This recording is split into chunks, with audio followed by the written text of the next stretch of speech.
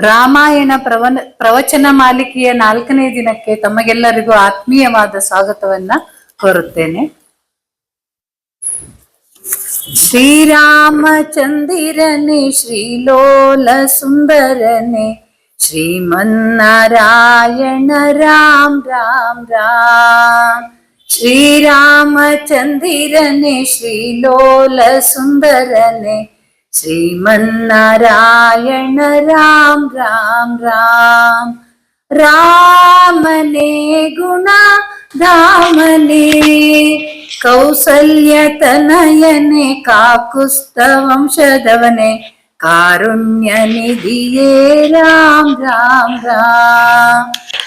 ಶ್ರೀರಾಮಚಂದಿರನೆ ಶ್ರೀಲೋಲ ಸುಂದರನೆ ಶ್ರೀಮನ್ನಾರಾಯಣ ರಾಮ್ ರಾಮ್ ರಾಮ್. ರಾಮನೇ ಗುಣ ಧಾಮನೇ ದಶರಥ ಪುತ್ರನೇ ದಾರುಣಿ ಗತಿಪನೆ ದಶಕಂಠ ಮರ್ದನನೆ ರಾಮ್ ರಾಮ್ ರಾಮ್. ಶ್ರೀರಾಮಚಂದಿರನೆ ಶ್ರೀಲೋಲ ಸುಂದರನೆ ಶ್ರೀಮನ್ನಾರಾಯಣ ರಾಮ್ ರಾಮ್ ರಾಮ್. ರಾಮನೇ ಗುಣ ಧಾಮನೇ ಜಾನಕಿ ಪತಿ ನೀನೆ ಜನಕನ ಅಳಿಯ ನೀನೆ ಜನಾರ್ದನನು ನೀನೆ ರಾಮ್ ರಾಮ್ ರಾಮ್. ಶ್ರೀರಾಮಚಂದಿರನೆ ಶ್ರೀಲೋಲ ಸುಂದರನೆ ಶ್ರೀಮನ್ನಾರಾಯಣ ರಾಮ್ ರಾಮ್ ರಾಮ್. ನೋಡಿರೆ ಮನ ಹಾಡಿರೆ ರೂಢೇಶ ವೈಕುಂಠನೆ ಪಾಡುವೆ ಮುಕುಂದನೆ ಬೇಡುವೆ ಶರಣೆಂದು ರಾಮ್ ರಾಮ್ ರಾಮ್. ಶ್ರೀರಾಮಚಂದಿರನೆ ಶ್ರೀಲೋಲ ಸುಂದರನೆ ಶ್ರೀಮನ್ನಾರಾಯಣ ರಾಮ್ ರಾಮ್ ರಾಮ್. ಶ್ರೀಮನ್ನಾರಾಯಣ ರಾಮ್ ರಾಮ್ ರಾಮ್. ವೇದ ವೇದ್ಯೆ ಪರೇ ಪುಂಸಿ ಜಾತೆ ದಶರಥಾತ್ಮಜೆ ವೇದ ಪ್ರಾಚೇತಸಾದಾಸೀತ್ ಸಾಕ್ಷಾತ್ ರಾಮಾಯಣಾತ್ಮನ ಮಹರ್ಷಿ ಶುಶ್ರೂಷಾಸಕ್ತಂ ತದ್ವೈರಿ ಧ್ವಂಸನದ್ಯೋತಂ ಜಾನಕಿ ವಿರಹಾರ್ಥಂ ಶ್ರೀರಾಮಂ ನೌಮಿ ಸಲಕ್ಷ್ಮಣಂ. ರಮಂತೆ ಯೋಗಿನೋನಂತೆ ನಿತ್ಯಾನಂದೇ ಚಿದಾತ್ಮನಿ ಇತಿ ರಾಮಪದೇನಾಸೌ ಪರಂ ಬ್ರಹ್ಮಾಭಿಧೀಯತೆ. ವಾಲ್ಮೀಕಿಗಿರಿ ಸಂಭೂತ ರಾಮಸಾಗರಗಾಮಿನಿ ಪುನಾತ ಭುವನಂ ಪುಣ್ಯ ರಾಮಾಯಣ ಮಹಾನದಿ. ವಾಲ್ಮೀಕೇರ್ ಮುನಿಸಿಂಹಸ್ಯ ಕವಿತಾ ವನಚಾರಿಣಃ ಶೃಣ್ವನ್ ರಾಮಕಥಾನಾದಂ ಕೋನ ಯಾತಿ ಪರಾಂ ಗತಿಂ. ಯಃ ಪಿಬನ್ ಸತತಂ ರಾಮಚರಿತಾಮೃತ ಸಾಗರಂ ಅತೃಪ್ತಸ್ಥಂ ಮುನಿಂ ವಂದೇ ಪ್ರಾಚೇತಸಮಕಲ್ಮಷಂ. ಕೂಜಂತಂ ರಾಮ ರಾಮೇತಿ ಮಧುರಂ ಮಧುರಾಕ್ಷರಂ ಆರುಹ್ಯ ಕವಿತಾ ಶಾಖಾಂ ವಂದೇ ವಾಲ್ಮೀಕಿ ಕೋಕಿಲಂ. ಕೌಸಲ್ಯಾ ನಯನೋತ್ಸವೋ ದಶರಥಸ್ಯೋದ್ಯ ತಪಸ್ಯಾ ಫಲಂ ವಿಶ್ವಾಮಿತ್ರ ಮನೋರಥೋ ಜನಕ ಭೂಪಾಲಸ್ಯ ಭಾಗ್ಯೋದಯಃ. ವೈದೇಹಿ ವದನಾರವಿಂದ ಮಧುಪ ಕೋದಂಡ ಝಂಕಾರ ಭೂಹು ಧರ್ಮಸ್ಯೈಕ ಪರಾಯಣಂ ವಿಜಯತೆ ಶ್ರೀರಾಮಚಂದ್ರ ಪ್ರಭು. ಸಹೃದಯ ಶ್ರೋತೃಗಳೇ, ಸಾಹಿತ್ಯ ಪ್ರೇಮಿಗಳೇ, ಶ್ರೀರಾಮಚಂದ್ರ ಹೇಳಿದ, ನೀನು ಪ್ರಾಣಿ ಮಾತ್ರದವನು, ಅತ್ತ ಮನುಷ್ಯನೂ ಅಲ್ಲ, ಅತ್ತ ರಾಕ್ಷಸನೂ ಅಲ್ಲ. ವಾ ನರ. ಸಂಸ್ಕೃತದಲ್ಲಿ ವಾ ಅಂದ್ರೆ ಅಥವಾ ಅಂತ ಅರ್ಥ. ವಾ ನರಹ. ಹೌದೋ ಅಲ್ವೋ ಎನ್ನುವ ಸಂಶಯ ಬಂದಾಗಲೂ ಕೂಡ ಸಂಸ್ಕೃತದಲ್ಲಿ ವಾ ಅನ್ನುವ ಪದವನ್ನ ಸೇರಿಸ್ತಾರೆ. ಇಲ್ಲಿ ವಾನರಹ. ವಾಲ್ಮೀಕಿ ಮಹರ್ಷಿಗಳಿಗೆ ಯಾಕೆ ವಾನರರನ್ನ ತಂದು ಕೂಡಿಸ್ಬೇಕು ಅಂತ ಬಯಕೆ ಉಂಟಾಯಿತು ಎನ್ನುವ ಪ್ರಶ್ನೆ ಹುಟ್ಟುಕೊಳ್ತಾರೆ. ಅವರು ನಾಗಾ ಜನಾಂಗವನ್ನು ತರಬಹುದಿತ್ತು, ಅಥವಾ ಇನ್ನು ನಿಷಾದ ಜನಾಂಗವನ್ನು ತರಬಹುದಿತ್ತು, ಹೀಗೆ ಬೇರೆ ಬೇರೆ ಯಾವುದಾದ್ರೂ ಒಂದು ಜನಾಂಗವನ್ನು ತರಬಹುದಿತ್ತು. ಆದರೆ ಅವರು ಕಪಿ ಜನಾಂಗವನ್ನ ತಂದಿದ್ದಾರೆ. ಒಂದು ಕಡೆಗೆ ಮಾನವ ಜನಾಂಗ, ಇನ್ನೊಂದು ಕಡೆಗೆ ದಾನವ ಜನಾಂಗ, ಈ ಎರಡರ ಮಧ್ಯದಲ್ಲಿ ಒಂದು ವಾನರ ಜನಾಂಗ. ಸ್ವಲ್ಪ ಅವರಿಗೆ ಹಾಸ್ಯ ಮಾಡಬೇಕು ಅಂತ ಅನ್ನಿಸ್ತೋ ಏನೋ, ಸಣ್ಣ ಪರಿಹಾಸ್ಯ ಮಾಡಬೇಕು ಅಂತ ಹೇಳಿ ಅವರ ಮನಸ್ಸಿಗೆ ಬಂತೋ ಏನೋ ಗೊತ್ತಿಲ್ಲ. ಮನುಷ್ಯರು ಅಲ್ಲ, ರಾಕ್ಷಸರು ಅಲ್ಲ, ಮಧ್ಯಂತರದ ಒಂದು ವಿಚಿತ್ರ ಜೀವನ ಪದ್ಧತಿ ಅವರು. ಇವ್ರ ಬಗ್ಗೆ ಮುಂದೆ ಬರ್ತದೆ ಅದು. ಹಾಗೆ ಕಪಿಲೋಕವನ್ನ ಅವರು ಸೃಷ್ಟಿಸಿದರು. ಈ ವಾಲಿ ಎನ್ನುವವನ ಜೀವನ ಹೇಗಿತ್ತು ಅನ್ನುವುದನ್ನ ನಾವು ಮುಂದೆ ನೋಡೋಣ. ಪ್ರಭು ಶ್ರೀರಾಮಚಂದ್ರ ಹೇಳಿದ ಅವನಿಗೆ, ಏನು, ನಿನ್ನನ್ನ ನಾನು ಬಲೆಯಲ್ಲಾದರೂ ಕೆಡವಬಹುದು, ಅಥವಾ ಹಗ್ಗ ಹಾಕಿ ಎಳೆಯಬಹುದು, ಮೋಸ ಮಾಡಿ ನಿನ್ನನ್ನು ಕೊಲ್ಲಬಹುದು. ನೀ ನಿಂತಿರು ಅಥವಾ ಕೂತಿರು ಅಥವಾ ಓಡ್ತಾ ಇರು, ಆ ಸಂದರ್ಭದಲ್ಲೂ ನಿನ್ನನ್ನ ಸಂಹರಿಸಬಹುದು. ನಿನ್ನನ್ನ ನಂಬಿಸಿ ಮೋಸ ಮಾಡಿಯೂ ಕೊಲ್ಲಬಹುದು. ನೀನು ಎಚ್ಚರ ತಪ್ಪಿದ್ದಾಗಲೂ ಕೊಲ್ಲಬಹುದು, ಎಚ್ಚರ ಇದ್ದಾಗಲೂ ಕೊಲ್ಲಬಹುದು. ಹೀಗೆ ಹೇಳಿ ತನ್ನ ನಿಲುವನ್ನ ಸಮರ್ಥಿಸಿಕೊಳ್ತಾನೆ. ಈ ನಿಲುವನ್ನ ಸಮರ್ಥಿಸಿಕೊಳ್ಳುವುದಕ್ಕೆ ಮೊದಲು ಅವನು ವಾಲಿಯ ಬಗ್ಗೆ ಸ್ಪಷ್ಟವಾಗಿ ತಿಳಿದಿದ್ದ ಅನ್ನುವುದಕ್ಕೆ ನಾನು ಒಂದು ಉದಾಹರಣೆಯನ್ನ ಕೊಟ್ಟಿದ್ದೆ. ಅವರು ಸೀತಾನ್ವೇಷಣೆಯನ್ನ ಮಾಡ್ತಾ ಮಾಡ್ತಾ ಬರುವಾಗ ಕಬಂಧ ಅನ್ನುವನು ಸಿಗ್ತಾನೆ. ಕಬಂಧ ತನ್ನ ಆ ವಿಕೃತ ರೂಪವನ್ನ ಕಳೆದು ಹೊರಟು ಹೋಗುವಾಗ ದಿವ್ಯ ರೂಪವನ್ನ ಪಡೆದಾಗ ರಾಮನಿಗೆ ಈ ಮಾತನ್ನ ಹೇಳ್ತಾನೆ. ಸುಗ್ರೀವ ಅಂತ ಒಬ್ಬ ಮಹನೀಯ ಇದ್ದಾನೆ. ಆತ ಧರ್ಮಾತ್ಮ, ಸತ್ಯಸಂಧ, ಕಾಮರೂಪಿ, ಕೃತಜ್ಞತೆ ಉಳ್ಳವನು, ನಿನಗೆ ಸಹಾಯಕ್ಕೆ ಒದಗುವವನು. ನೀನು ಅವನಿಗೆ ಸಹಾಯ ಮಾಡಬೇಕು. ಆತ ವಾದಿಯಿಂದ ಓಡಿಸಲ್ಪಟ್ಟಿದ್ದಾನೆ. ವಾದಿಯಿಂದ ಅವನಿಗೆ ಅನ್ಯಾಯ ಆಗಿದೆ. ವಿಸ್ತಾರವಾಗಿ ಹೇಳಿದ್ದ. ಅದು ಶ್ರೀರಾಮನ ಮನಸ್ಸಿನಲ್ಲಿ ಇತ್ತು. ಹಾಗಾಗಿ ವಾಲಿಯ ಬಗ್ಗೆ ಒಂದು ಸ್ಪಷ್ಟ ನಿರ್ಣಯಕ್ಕೆ ಆತ ಬಂದಿದ್ದ. ಆಮೇಲೆ ಅವನು ಬಂದ. ಹನುಮಂತ ರಾಮಲಕ್ಷ್ಮಣರನ್ನ ಋಷ್ಯಮುಖ ಪರ್ವತಕ್ಕೆ ಕರೆದುಕೊಂಡು ಹೋದ. ಋಷ್ಯಮುಖ ಪರ್ವತದಲ್ಲಿ ಸುಗ್ರೀವನಿಗೂ ರಾಮನಿಗೂ ಸಖ್ಯ ಬೆಳೀತದೆ. ಸಖ್ಯ ಬೆಳೆದ ಸಂದರ್ಭದಲ್ಲಿ ಆತ ಒಂದು ಮಾತನ್ನ ಹೇಳಿದ್ದ. ಸುಗ್ರೀವ, ನನ್ನ ಅಣ್ಣನಿಗೂ ನನಗೂ ವೈರ ಇದೆ.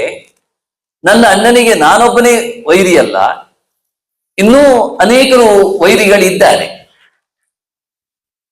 ನನ್ನ ಅಣ್ಣನಿಗೆ ಒಬ್ಬ ಮಹಾವೈರಿ ಇದ್ದ. ಅವನು ಹೇಗೆ ಇವನಿಗೆ ಶತ್ರುವಾದ ಅನ್ನುವುದನ್ನ ಹೇಳ್ತಾನೆ. ಮಾಯಾವಿ ನಾಮ ತೇಜಸ್ವಿ ಪೂರ್ವಜೋ ದುಂದುಹೇ ಸುತಃ ತೇನ ತಸ್ಯ ಮಹದ್ವೈರಂ ಸ್ತ್ರೀಕೃತಂ ವಿಶ್ರುತಂ ಮಯಾ. ಇದು ಸುಗ್ರೀವ ಹೇಳಿದ ಮಾತು. ಮಾಯಾವಿ ನಾಮ ತೇಜಸ್ವಿ ಪೂರ್ವಜಃ ದುಂದುಹೇ ಸುತಃ. ದುಂದುಹಿ ಎನ್ನುವ ರಾಕ್ಷಸನ ಮಗ ಮಾಯಾವಿ ಅಂತ ಒಬ್ಬ ಇದ್ದ. ತೇನ ತಸ್ಯ ಮಹದ್ವೈರಂ ಸ್ತ್ರೀಕೃತಂ. ಅವನಿಗೂ ಮತ್ತು ನನ್ನ ಅಣ್ಣನಿಗೂ ಒಂದು ಹೆಣ್ಣಿನ ನಿಮಿತ್ತ ವೈರತ್ವ ಉಂಟಾಯಿತು. ವಾಲ್ಮೀಕಿಯೇ ಹೇಳಿರುವ ಮಾತು. ಮಹದ್ವೈರಂ ಸ್ತ್ರೀಕೃತಂ. ಹೆಣ್ಣಿನ ಕಾರಣದಿಂದಾಗಿ ಅಂದರೆ ಇದರ ಅರ್ಥ ಏನಾಯಿತು? ವಾಲಿ ಕೇವಲ ಬಲಿಷ್ಠ ಅಲ್ಲ, ದರ್ಪಿಷ್ಠ ಅಷ್ಟೇ ಅಲ್ಲ, ಮಹಾಕಾಮುಕನಾಗಿದ್ದ, ಲಂಪಟನಾಗಿದ್ದ ಅನ್ನುವುದನ್ನ ಸ್ಪಷ್ಟವಾದ ಮಾತಿನಲ್ಲಿ ಹೇಳ್ತಾನೆ. ಈ ರುಮೆಯನ್ನ ಉಪಭೋಗಿಸುವುದಕ್ಕೆ ಅವನು ಯಾವಾಗಲೂ ಒಂದು ಯೋಜನೆಯನ್ನ ಹಾಕೊಂಡಿದ್ದ. ಹೇಳ್ತಾರಲ್ಲ, ಕಳ್ಳನಿಗೊಂದು ಪಿಳ್ಳೆಯ ನೆವ ಅಂತ. ತಮ್ಮನ ಹೆಂಡತಿ ರುಮೆಯ ಮೇಲೆ ಇವನಿಗೆ ಕಣ್ಣಿತ್ತು. ಅವನು ತನ್ನ ಜೊತೆಗೆ ಇರುವಾಗ ಹೇಗೆ ತಾನು ಅವನ ಹೆಂಡತಿಯನ್ನ ಇಟ್ಟುಕೊಳ್ಳುವುದು? ಅದಕ್ಕೊಂದು ಕಾರಣ ಸಿಕ್ತು ಅವನಿಗೆ. ಆ ಕಾರಣ ಸಿಕ್ಕಿದಾಗ ಅವನು ಈ ರೀತಿಯಲ್ಲಿ ನಡೆದುಕೊಂಡ ಅನ್ನೋದನ್ನ ನಿಮಗೆ ಹೇಳ್ತೇನೆ. ನಡೆದದ್ದು ಇಷ್ಟೇ.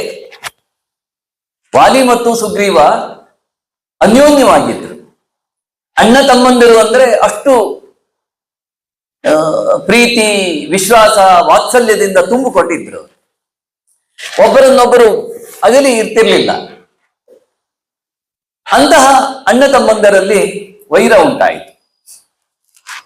ಅದು ಒಂದು ತಪ್ಪು ಗ್ರಹಿಕೆಯಿಂದ ಅಂತ ಬನ್ನಂಜೆ ಗೋವಿಂದಾಚಾರ್ಯರು ತಮ್ಮ ಉಪನ್ಯಾಸ ಮಾಲಿಕೆಯಲ್ಲಿ ಹೇಳಿದ್ದಾರೆ. ತಪ್ಪು ಗ್ರಹಿಕೆಯಿಂದ ಅಂತ ಹೇಳುವಲ್ಲ, ಸಣ್ಣ ಸಾಫ್ಟ್ ಕಾರ್ನರ್ ಅಂತೀವಲ್ಲ, ಅದು ಕೊಟ್ಟಾಗ ಅನಿಸ್ತಿತ್ತು ನನಗೆ. ಬರೀ ತಪ್ಪು ಗ್ರಹಿಕೆ ಅಲ್ಲ, ಈ ತಪ್ಪು ಗ್ರಹಿಕೆ ಅಂತ ಬನ್ನಂಜಿಯವರು ಹೇಳಿದರೆ, ಕೆ ಎಸ್ ನಾರಾಯಣಾಚಾರ್ಯರು ಹೇಳ್ತಾರೆ ಕಳ್ಳನಿಗೊಂದು ಪಿಳ್ಳೆನವ ಅಂತ.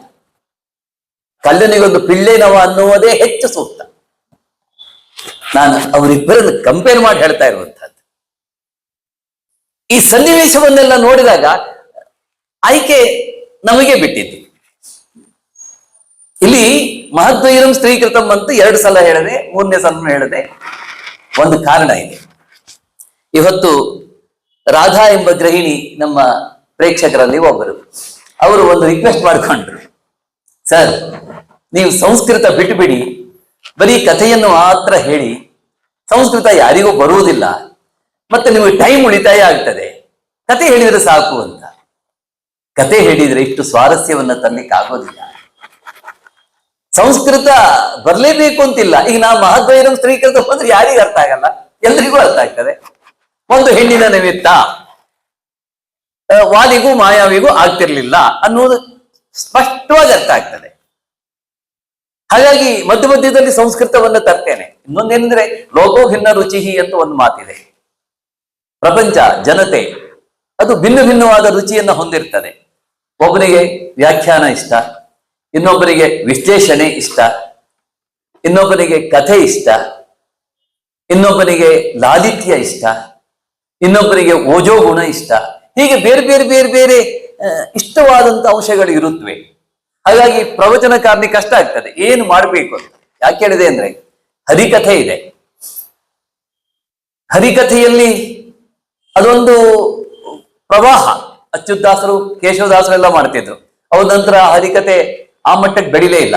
ಅಲ್ಲಿ ಇಲ್ಲಿ ಅಲ್ಲಲ್ಲಿ ಸ್ವಲ್ಪ ಸ್ವಲ್ಪ ಜನ ಮಾಡ್ಕೊಂಡಿರ್ತಾರೆ. ಅದು ಹೇಳುವ ರೀತಿಯೇ ಬೇರೆ. ಇನ್ನು ಉಪನ್ಯಾಸ, ಅದರ ಸ್ಟೈಲೇ ಬೇರೆ. ಈ ಪ್ರವಚನ ಅನ್ನುವುದರ ಸ್ಟೈಲ್ ಇದೆ. ನಾನು ನಿಮ್ಗೆ ಹೇಳಿದ್ನಲ್ಲ, ಇದು ರಸಸ್ಪರ್ಶಿಯಾದದ್ದು. ಇದು ಯಾವ ಇದರಲ್ಲಿ ಹರಿದು ಬರ್ತದೆ ಅನ್ನೋದನ್ನ ನಾನು ನಿಮ್ಗೆ ಹೇಳಿದ್ದೆ. ರಸನಾಳಿಕೆಯಲ್ಲಿ ಹರಿದು ಬರ್ತದೆ ಕಥೆ ಅಂತ ಹೇಳಿದ್ದೆ. ಕಥೆಯಲ್ಲಿ ರಸ ಹರಿದು ಬರುವುದಲ್ಲ. ಕಾವ್ಯ ಅಂದ್ರೆ ವಾಕ್ಯಂ ರಸಾತ್ಮಕಂ ಕಾವ್ಯಂ. ಕಾವ್ಯ ಅಂದ್ರೆ ಏನು? ರಸಾತ್ಮಕವಾದ ವಾಕ್ಯವೇ ಕಾವ್ಯ ಅಂತ ವಿಶ್ವನಾಥ ಹೇಳಿದ, ಸಾಹಿತ್ಯ ದರ್ಪಣಕಾರ ಹೇಳಿದ. ಅದ್ರ ಬಗ್ಗೆ ದೊಡ್ಡ ವ್ಯಾಖ್ಯಾನಗಳಿವೆ, ಬಹಳ ಪುಸ್ತಕಗಳಿವೆ. ಈ ನೆಲೆಯಲ್ಲಿ ನಾನು ಮಾಡ್ತಾ ಇರುವಂತಹದ್ದು. ಮತ್ತೆ ಸ್ವಲ್ಪ ರಾಜಕೀಯ ನಾನು ಹೆಚ್ಚು ಬೆರೆಸುವುದಿಲ್ಲ, ಆದರೆ ಪ್ರಾಸಂಗಿಕವಾಗಿ ಸ್ವಲ್ಪವಾದರೂ ಹೇಳದೇ ಇದ್ರೆ ಆಗುವುದಿಲ್ಲ. ಯಾಕೆಂದ್ರೆ ನಮ್ಮ ಮಹಾಕಾವ್ಯಗಳಲ್ಲಿ ರಾಜಕೀಯ ತುಂಬಾ ಇದೆ. ಆ ರಾಜಕೀಯ ಇವತ್ತಿನ ರಾಜಕೀಯಕ್ಕೂ ರೆಲೆವೆಂಟ್ ಆಗಿರ್ತದೆ. ಸ್ವಲ್ಪ ತಂದ್ರೆ ಅದು ನಿಮಗೆ ಬೇಸರ ಆಗುವುದಿಲ್ಲ ಅಂತ ನಾನು ಅಂದ್ಕೊಂಡಿದ್ದೇನೆ.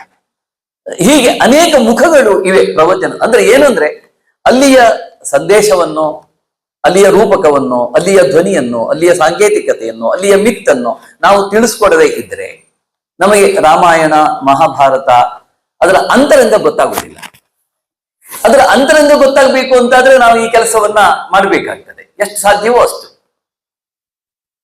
ಒಂದೊಂದ್ಸಲ ಆಗ್ತದೆ, ಎಚ್ಚರ ತಪ್ಪು ಹೋಗ್ತದೆ ಪ್ರವಚನಕಾರನಿಗೆ. ಅವನು ಯಾವುದೋ ಒಂದು ಪ್ರವಾಹಕ್ಕೆ ಒಳಗಾಗಿರ್ತಾನೆ, ಯಾವುದೋ ಆವೇಶಕ್ಕೆ ಒಳಗಾಗಿರ್ತಾನೆ. ಆಗ ಯಾವುದೋ ಒಂದು ಶಬ್ದ ನುಗ್ಗೆ ಬರ್ತದೆ, ಇನ್ಯಾವುದರ ಬಗ್ಗೆಯೋ ಅವನ ಇಂಟೆನ್ಷನ್ ಇರ್ತದೆ, ಅದನ್ನ ಒತ್ತು ಕೊಟ್ಟು ಹೇಳಬೇಕು ಅಂತ. ಹಾಗಂತ ಆಭಾಸ ಆಗಬಹುದು. ದಯವಿಟ್ಟು ತಪ್ಪು ತಿಳ್ಕೊಳ್ಬೇಡಿ. ಆದಷ್ಟು ಕಥೆಯ ಕಡೆಗೆ ಹೆಚ್ಚು ಗಮನವನ್ನ ಕೊಡ್ತೇನೆ ನಾನು. ಈ ಮಾಯಾವಿ ಆಗಾಗ ಬಂದು ವಾಲಿಯನ್ನ ಯುದ್ಧಕ್ಕೆ ಕರೀತಿದ್ದ.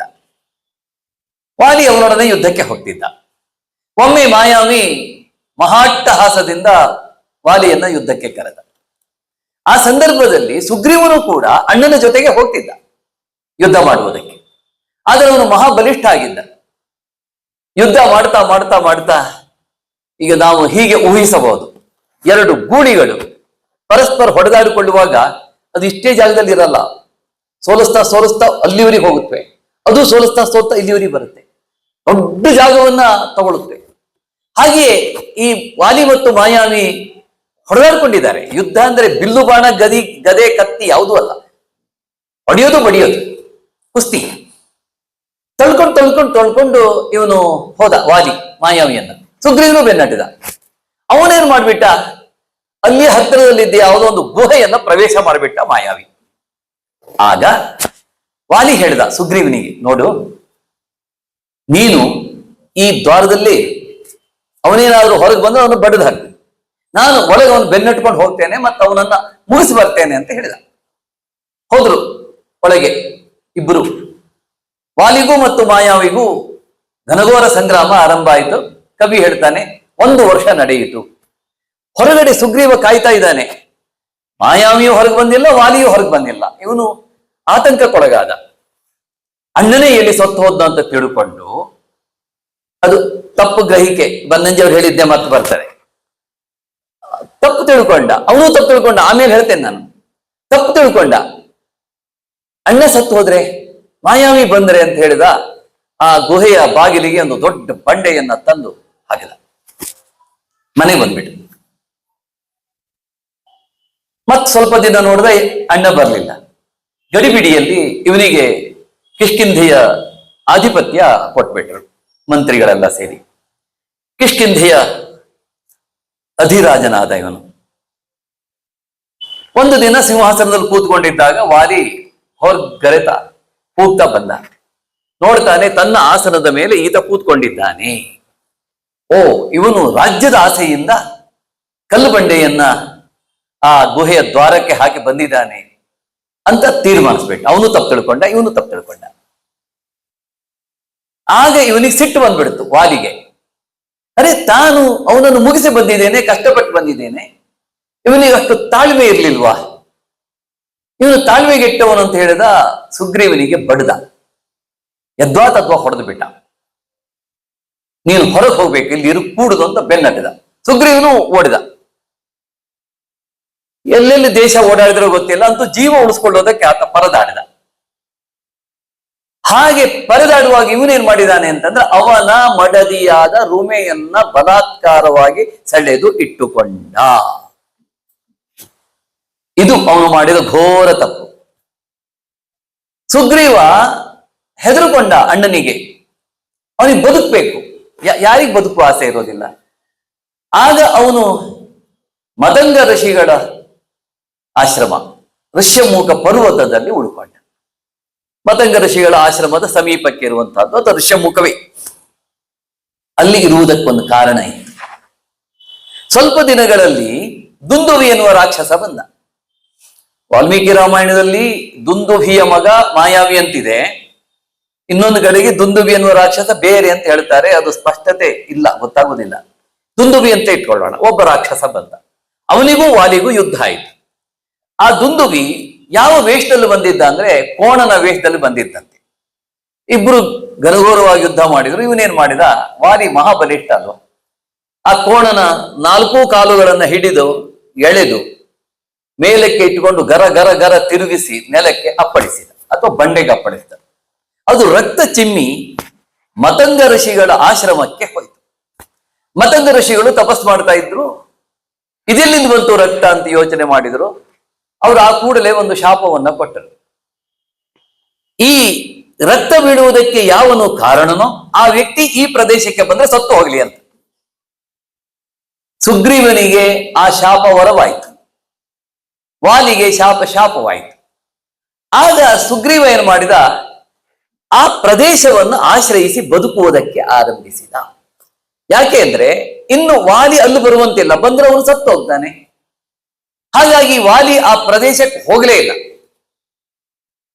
ಎಷ್ಟು ವರ್ಷ ಕಳೆದ್ನೋ ಗೊತ್ತಿಲ್ಲ, 1-2 ವರ್ಷ ಅಂತೂ ಆಗಿರಬಹುದು. ಆತ ಭೀತನಾದ, ಕಂಗೆಟ್ಟ. ಅವನ ಜೊತೆಗೆ 4 ಇದ್ರು, ಹನುಮಂತ, ಜಾಂಬವಂತ, ಇನ್ನೊಂದ್ 2-3 ಜನ, ಯಾರು ಆ ಹೆಸರು ಕೂಡ ಇದೆ. ಅಲ್ಲಿ ಹೋಗಿ ಸುಗ್ರೀವ ವಾಸ ಮಾಡಿಕೊಂಡು ತನ್ನ ಜೀವನ ಯಾಪನೆ ಮಾಡಿಕೊಂಡಿದ್ದ. ಇದಿಷ್ಟು ಕತೆ. ಸುಗ್ರೀವನಿಗೂ ವಾಲಿಗೂ ವೈರಕ್ಕೆ ಕಾರಣ ಇದು. ಇವನು ತಪ್ಪು ತಿಳ್ಕೊಂಡ, ಅವನು ತಪ್ಪು ತಿಳ್ಕೊಂಡ. ವಾಸ್ತವಿಕವಾಗಿ ಆಮೇಲೆ ಸುಗ್ರೀವ ಏನ್ ಮಾಡಿದಾನೆ ಅಂತಂದ್ರೆ, ಅಣ್ಣ ಬಂದ ಅಂತ ಹೇಳಿ ಓಡೋಡಿ ಹೋಗಿ ಅವನ ಕಾಲಿಗೆ ಬಿದ್ದು, ಅಣ್ಣ ನೀನು ಬಂದೆ, ನನ್ನ ಸಂತೋಷ ಆಯಿತು, ನಾನು ಪ್ರಮಾದ ಮಾಡಿಬಿಟ್ಟೆ, ನನ್ನ ತಪ್ಪನ್ನ ಕ್ಷಮಿಸು ಅಂತ ಹೇಳಿ ತನ್ನ ತಲೆ ಮೇಲಿರುವ ಕಿರೀಟವನ್ನು ಅವನ ಪಾದದಲ್ಲಿ ಇಟ್ಟು ಅಂಗಲಾಚ್ತಾನೆ. ಇವನಿಗೆ ಕ್ಷಮಾಗುಣ ಇರಲಿಲ್ಲ ವಾಲಿಗೆ. ಏನೋ ತಪ್ಪು ಗ್ರಹಿಕೆಯಿಂದ, ಮಿಸ್ಅಂಡರ್ಸ್ಟ್ಯಾಂಡಿಂಗ್ ಅಂತೀವಲ್ಲ, ಆಗಿತ್ತು. ಅದನ್ನು ಕ್ಷಮಿಸಬಹುದಿತ್ತು. ಇಲ್ಲಿ ಒಂದು ಪ್ರಶ್ನೆ ಬರ್ತದೆ. ಈ ವಾಲಿಗೆ ಕ್ಷಮಾಗುಣ ಇಲ್ಲ ಅನ್ನೋದು ಒಂದು. ಆದರೆ ಅವನಿಗೆ ಗೊತ್ತಿಲ್ಲದೇನೆ ಅಚಾತುರ್ಯದಿಂದ ಅವನಿಗೆ ಅಭಿಷೇಕ ಆಗಿ ಹೋಯಿತು, ಪಟ್ಟಾಭಿಷೇಕ, ಕಿಷ್ಕಿಂಧೆಯ ರಾಜ ಆಗಿ ಹೋದ. ಒಂದು ಸಲ ಒಂದು ಪದವಿಯನ್ನು ಕೊಟ್ಟ ಮೇಲೆ ಆ ಪದವಿ ಅನೂರ್ಜಿತ ಆಗ್ತದೆಯೇ ಅನ್ನುವ ಪ್ರಶ್ನೆ ಇದೆ. ಒಬ್ಬನನ್ನ ನೀವು ಪ್ರಧಾನಮಂತ್ರಿ ಅಂತ ನೇಮಕ ಮಾಡ್ತೀರಿ, ಅವನು 1 ತಿಂಗಳ ಮಾತ್ರ ಪ್ರಧಾನಮಂತ್ರಿ ಆಗಿರ್ತಾನೆ, ಆಮೇಲೆ ಅವನು ಉರುಳು ಹೋಗ್ತಾನೆ. ಆದರೆ ಅವನು ಪ್ರಧಾನಿ ಎನ್ನುವ ಆ ಪದವಿ ಇತ್ತಲ್ಲ, ಅದು ಅನೂರ್ಜಿತ ಆಗೋದೇ ಇಲ್ಲ. ಅಂದ್ರೆ ಪದವಿ ಹೋಗ್ತದೆ, ಆದ್ರೆ ಮಾಜಿ ಎನ್ನುವುದು ಅಂಟುಕೊಳ್ತಾರೆ, ಸಾಯುವವರೆಗೂ ಇರ್ತದೆ. ಆದರೆ ಸುಗ್ರೀವ ಜೀವಂತವಾಗಿದ್ನಲ್ಲ, ಅವನ ಪದವಿ ಅನೂರ್ಜಿತ ಆಗುವುದಕ್ಕೆ ಸಾಧ್ಯವೇ ಎನ್ನುವ ಪ್ರಶ್ನೆ ಹುಟ್ಟುಕೊಳ್ತದೆ. ಅದು ಅನೂರ್ಜಿತ ಆಗುವುದಿಲ್ಲ. ಅಣ್ಣನೂ ಬದುಕಿದ್ದಾನೆ, ತಮ್ಮನೂ ಬದುಕಿದ್ದಾನೆ, ಗೊತ್ತಿಲ್ಲದೇನೆ ಸುಗ್ರೀವನಿಗೆ ರಾಜ್ಯಾಭಿಷೇಕ ಆಗಿ ಹೋಗಿದೆ. ಆಗ ತಿಳುವಳಿಕೆ ಇದ್ದವರಾದ್ರೆ ಏನ್ ಮಾಡ್ಬೇಕು? ಅವನಿಗೂ ಒಂದು ಪ್ರಾಂತವನ್ನ ಕೊಟ್ಟು ನೀನು ಇಲ್ಲಿ ಆಳ್ವಿಕೆ ಮಾಡಿಕೊಂಡು ಇರು ಅಂತ ಹೇಳ್ಬಹುದಿತ್ತಲ್ಲ, ಸುಗ್ರೀವನನ್ನ ಗೌರವದಿಂದ ಕಾಣಬಹುದಿತ್ತಲ್ಲ. ಆದರೆ ವಾಲಿ ಸುಗ್ರೀವನನ್ನ ಗೌರವದಿಂದ ಕಾಣಲಿಲ್ಲ. ಅವನಿಗೆ ಯಾವುದಾದ್ರೂ ಒಂದು ಪ್ರದೇಶವನ್ನ ಕೊಟ್ಟು ಆ ಪ್ರದೇಶವನ್ನು ನೋಡಿಕೋ ಅಂತ ಹೇಳಲಿಲ್ಲ. ಎಷ್ಟು ಸಂಗತಿಗಳಿವೆ ನೋಡಿ.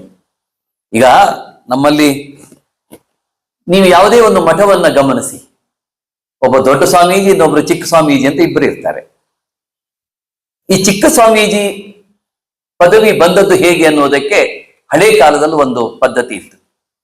ಈ ದೊಡ್ಡ ಸ್ವಾಮೀಜಿ ಎಲ್ಲೋ ತೀರ್ಥಯಾತ್ರೆಗೋ ಎಲ್ಲೋ ಹೋಗ್ತಾರೆ. ಆವಾಗ ಈ ರೀತಿ ವಾಹನಗಳ ಸೌಕರ್ಯವೂ ಇರಲಿಲ್ಲ, ಫ್ಲೈಟು, ಟ್ರೈನು ಇತ್ಯಾದಿ ನಡ್ಕೊಂಡು ಹೋಗ್ತಿದ್ರು. ನಮ್ಮ ಕಾಲದಲ್ಲಿ ಅದಿತ್ತು. ತುಂಬಾ ಹಿರಿಯರು ತುಂಬಾ ಕಷ್ಟಪಟ್ಟು ಕಾಶಿ ಯಾತ್ರೆ ಮಾಡ್ಕೊಂಡು ಬರ್ತಿದ್ರು. ಮೊದಲಂತೂ ನಡ್ಕೊಂಡೇ ಹೋಗ್ತಿದ್ರು. ಈ ಶಂಕರಾಚಾರ್ಯರಂತೂ ನಡ್ಕೊಂಡೇ ಓಡಾಡಿದ್ದಾರೆ ಅನ್ನೋದಕ್ಕೆ ಬೇಕಾದಷ್ಟು ದಾಖಲೆಗಳು ಸಿಗುತ್ತವೆ. ಹಿರಿಯ ಸ್ವಾಮಿಗಳು ತೀರ್ಥಯಾತ್ರೆಗೆ ಹೋಗಿ ನಿಗದಿತ ಸಮಯಕ್ಕೆ ಬರದೇ ಇದ್ರೆ ಆ ಪೀಠ ಅನಾಥವಾಗಬಾರದು, ಅರಾಜಕತ್ವವನ್ನು ಹೊಂದಬಾರದು ಅನ್ನುವ ಕಾರಣಕ್ಕೆ ಒಬ್ಬ ಸ್ವಾಮಿಗಳನ್ನ ನೇಮಿಸ್ತಾರೆ. ಚಿಕ್ಕ ಸ್ವಾಮೀಜಿ ಅಂತ ಅವರಾಗ್ತಾರೆ, ಪಟ್ಟಾಧಿಕಾರ ಆಗ್ತದೆ. ಚಿಕ್ಕ ಸ್ವಾಮೀಜಿ ಪಟ್ಟಾಧಿಕಾರವನ್ನು ವಹಿಸಿ 1-2 ತಿಂಗಳಲ್ಲಿ ಹಿರಿಯ ಸ್ವಾಮಿ ಬಂದ್ಬಿಟ್ರೆ ಏನ್ ಮಾಡ್ತೀರಿ? ಚಿಕ್ಕ ಸ್ವಾಮೀಜಿ ಓಡಿಸ್ತೀರಾ? ದೊಡ್ಡ ಸ್ವಾಮೀಜಿ ಓಡಿಸ್ತೀರಾ? ಇಲ್ಲ. ದೊಡ್ಡ ಸ್ವಾಮೀಜಿಯೂ ಇರ್ತಾರೆ, ಚಿಕ್ಕ ಸ್ವಾಮೀಜಿಯೂ ಇರ್ತಾರೆ. ಅವರಿಗೆ ಒಂದು ಶಾಖೆ, ಯಾವುದೋ ಒಂದು ಮಠದ ಶಾಖೆ ಜವಾಬ್ದಾರಿ ಕೊಡ್ತಾರೆ, ನೋಡ್ಕೊ ಅಂತ ಹೇಳಿ. ಇಲ್ಲ ಆಗಿದ್ದು ಹೀಗೆ. ಇವನಿಗೆ ಒಂದು ಪ್ರಾಂತ, ಯಾವುದೋ ಒಂದು ಪ್ರದೇಶ ಕೊಟ್ಟು ಗೌರವಿಸ್ಬೋದಿತ್ತಲ್ಲ. ಈ ವಾಲಿ ಅದನ್ನ ಮಾಡಲಿಲ್ಲ. ಇವನು ಮಾಡಿದ್ದು ಪರಮ ದೌರ್ತ್ಯ, ಪರಮ ನೀಚತನ. ಈಗ ಹೇಳಿ, ಸುಗ್ರೀವನನ್ನ ಹೊರಗೆ ಅಟ್ಟುವುದಕ್ಕೆ ಮುಖ್ಯ ಕಾರಣ ಅದು ಅಷ್ಟು ದೊಡ್ಡ ಸಂಗತಿ ಅಲ್ಲ, ಅದು ಚಿಕ್ಕ ಕ್ಷುಲ್ಲಕ ಸಂಗತಿ, ಗೊತ್ತಿಲ್ಲದೆ ಆಗಿ ಹೋಗಿರೋದು. ಅವನನ್ನ ಕ್ಷಮಿಸಿ ಅವನು ಗಂಡ ಹೆಂಡತಿ ಸುಖವಾಗಿರುವಂತೆ ನೋಡ್ಕೊಳ್ಬಹುದಿತ್ತಲ್ಲ. ಅದಕ್ಕೆ ಅವಕಾಶ ಕೊಡದೇನೆ ರುಮೆಯನ್ನ ಇಟ್ಟುಕೊಂಡ. ಅಲ್ಲ, ಕೊನೆಗೆ ಅವನ ಮೇಲೆ ಅಷ್ಟಿದ್ರೆ ಹೆಂಡತಿ ಸಹಿತ ಅವನನ್ನು ಹೊರಗಾಕ್ಬಹುದಿತ್ತಲ್ಲ. ಅದನ್ನು ಮಾಡ್ಲಿಲ್ವಲ್ಲ ಇವನು. ಹೆಂಡತಿಯನ್ನು ಇಟ್ಟುಕೊಂಡು ಮಾಡದ್ನಲ್ಲ, ಇದು ಘೋರ ಅಪರಾಧ. ಶ್ರೀರಾಮಚಂದ್ರ ಇದನ್ನ ಯಾವ ರೀತಿಯಲ್ಲಿ ಕನ್ಸಿಡರ್ ಮಾಡಿರ್ಬೇಕು ಯೋಚನೆ ಮಾಡಿ. ಒಬ್ಬನನ್ನು ಹೊಡೆಯುವುದಕ್ಕೆ, ಬಡಿಯುವುದಕ್ಕೆ ಅವನ ನಿರ್ಣಯ ಎಷ್ಟು ಅಪೂರ್ವವಾದದ್ದು ಅನ್ನುವುದನ್ನ ನೋಡಬೇಕು. ಆಮೇಲೆ ಇದು ಸುಗ್ರೀವ ಹೇಳಿದ್ದಾಯ್ತು. ಸುಗ್ರೀವನ ಭೇಟಿಗೆ ಮೊದಲು ಶ್ರೀರಾಮಚಂದ್ರನನ್ನ ನೋಡಿದವನು ಹನುಮಂತ. ಅವನು ಒಟ್ಟು ವೇಷದಲ್ಲಿ ಬಂದಿದ್ದ.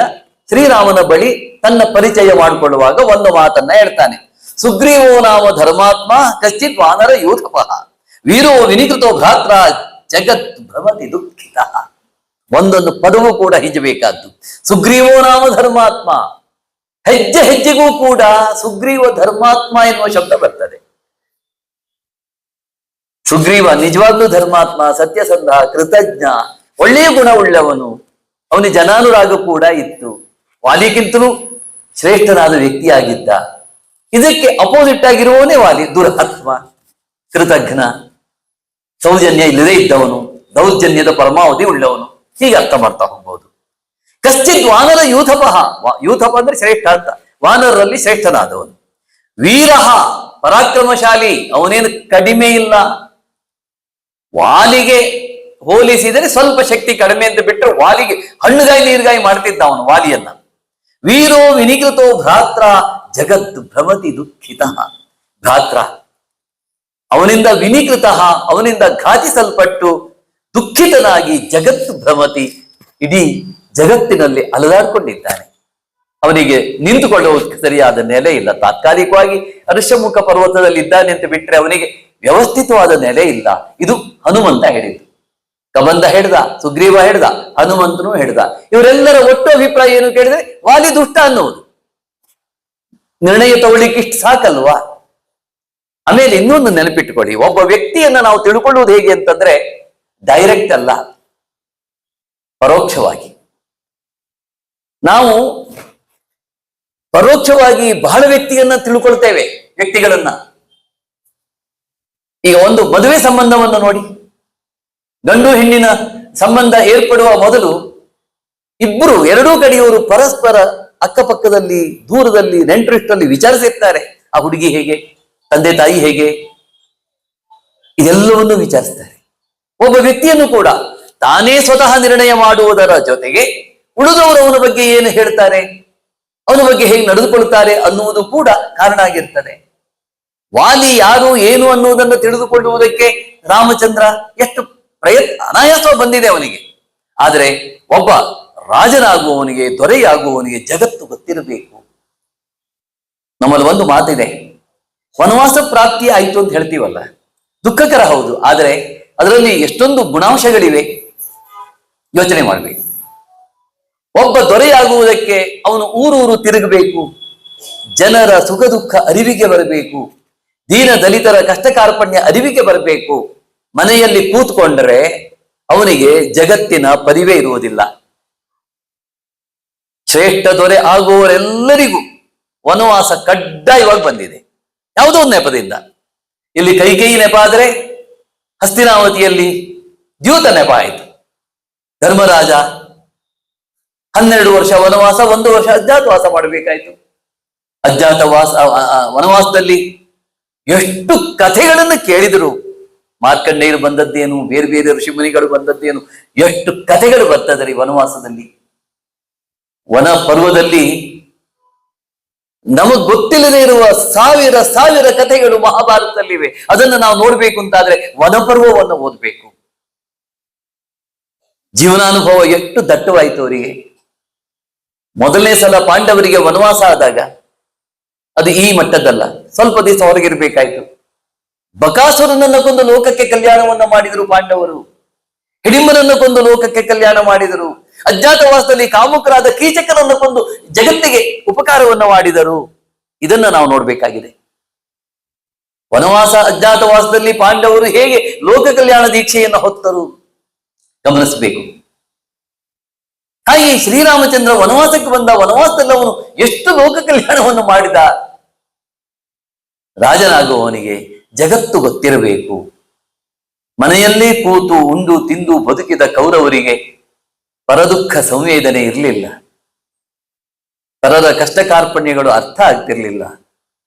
ಪರಮದುಷ್ಟರಾಗಿ ಪರಮನೀಚರಾಗಿ ಬದುಕು ಬಿಟ್ರು ಅವರು. ಗಮನಿಸ್ಬೇಕಾದ್ದು ಇದನ್ನ. ಹಾಗಾಗಿ ಸಹಿ ರಾಜ್ಯಾತ್ ಪರಿಭ್ರಷ್ಟ, ಮುಂದುವರೆದು ಹೇಳ್ತಾನೆ ಹನುಮಂತ, ಸಹ ರಾಜ್ಯಾತ್ ಪರಿಭ್ರಷ್ಟ, ಅವನು ರಾಜ್ಯದಿಂದ ಭ್ರಷ್ಟನಾಗಿದ್ದಾನೆ, ಅಂದ್ರೆ ರಾಜ್ಯದಿಂದ ಹೊರಗಟ್ಟಲ್ಪಟ್ಟಿದ್ದಾನೆ.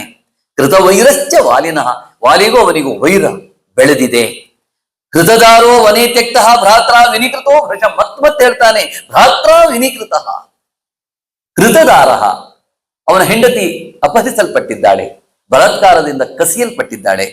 ಕರಿಷ್ಯತಿ ಸ ಸಾಹಾಯ್ಯಂ ಯುವಯೋರ್ ಭಾಸ್ಕರಾತ್ಮಜ, ಕರಿಷ್ಯತಿ ಸ ಸಾಹಾಯ್ಯಂ, ನಿನಗೆ ಅವನು ಸಹಾಯ ಮಾಡ್ತಾನೆ.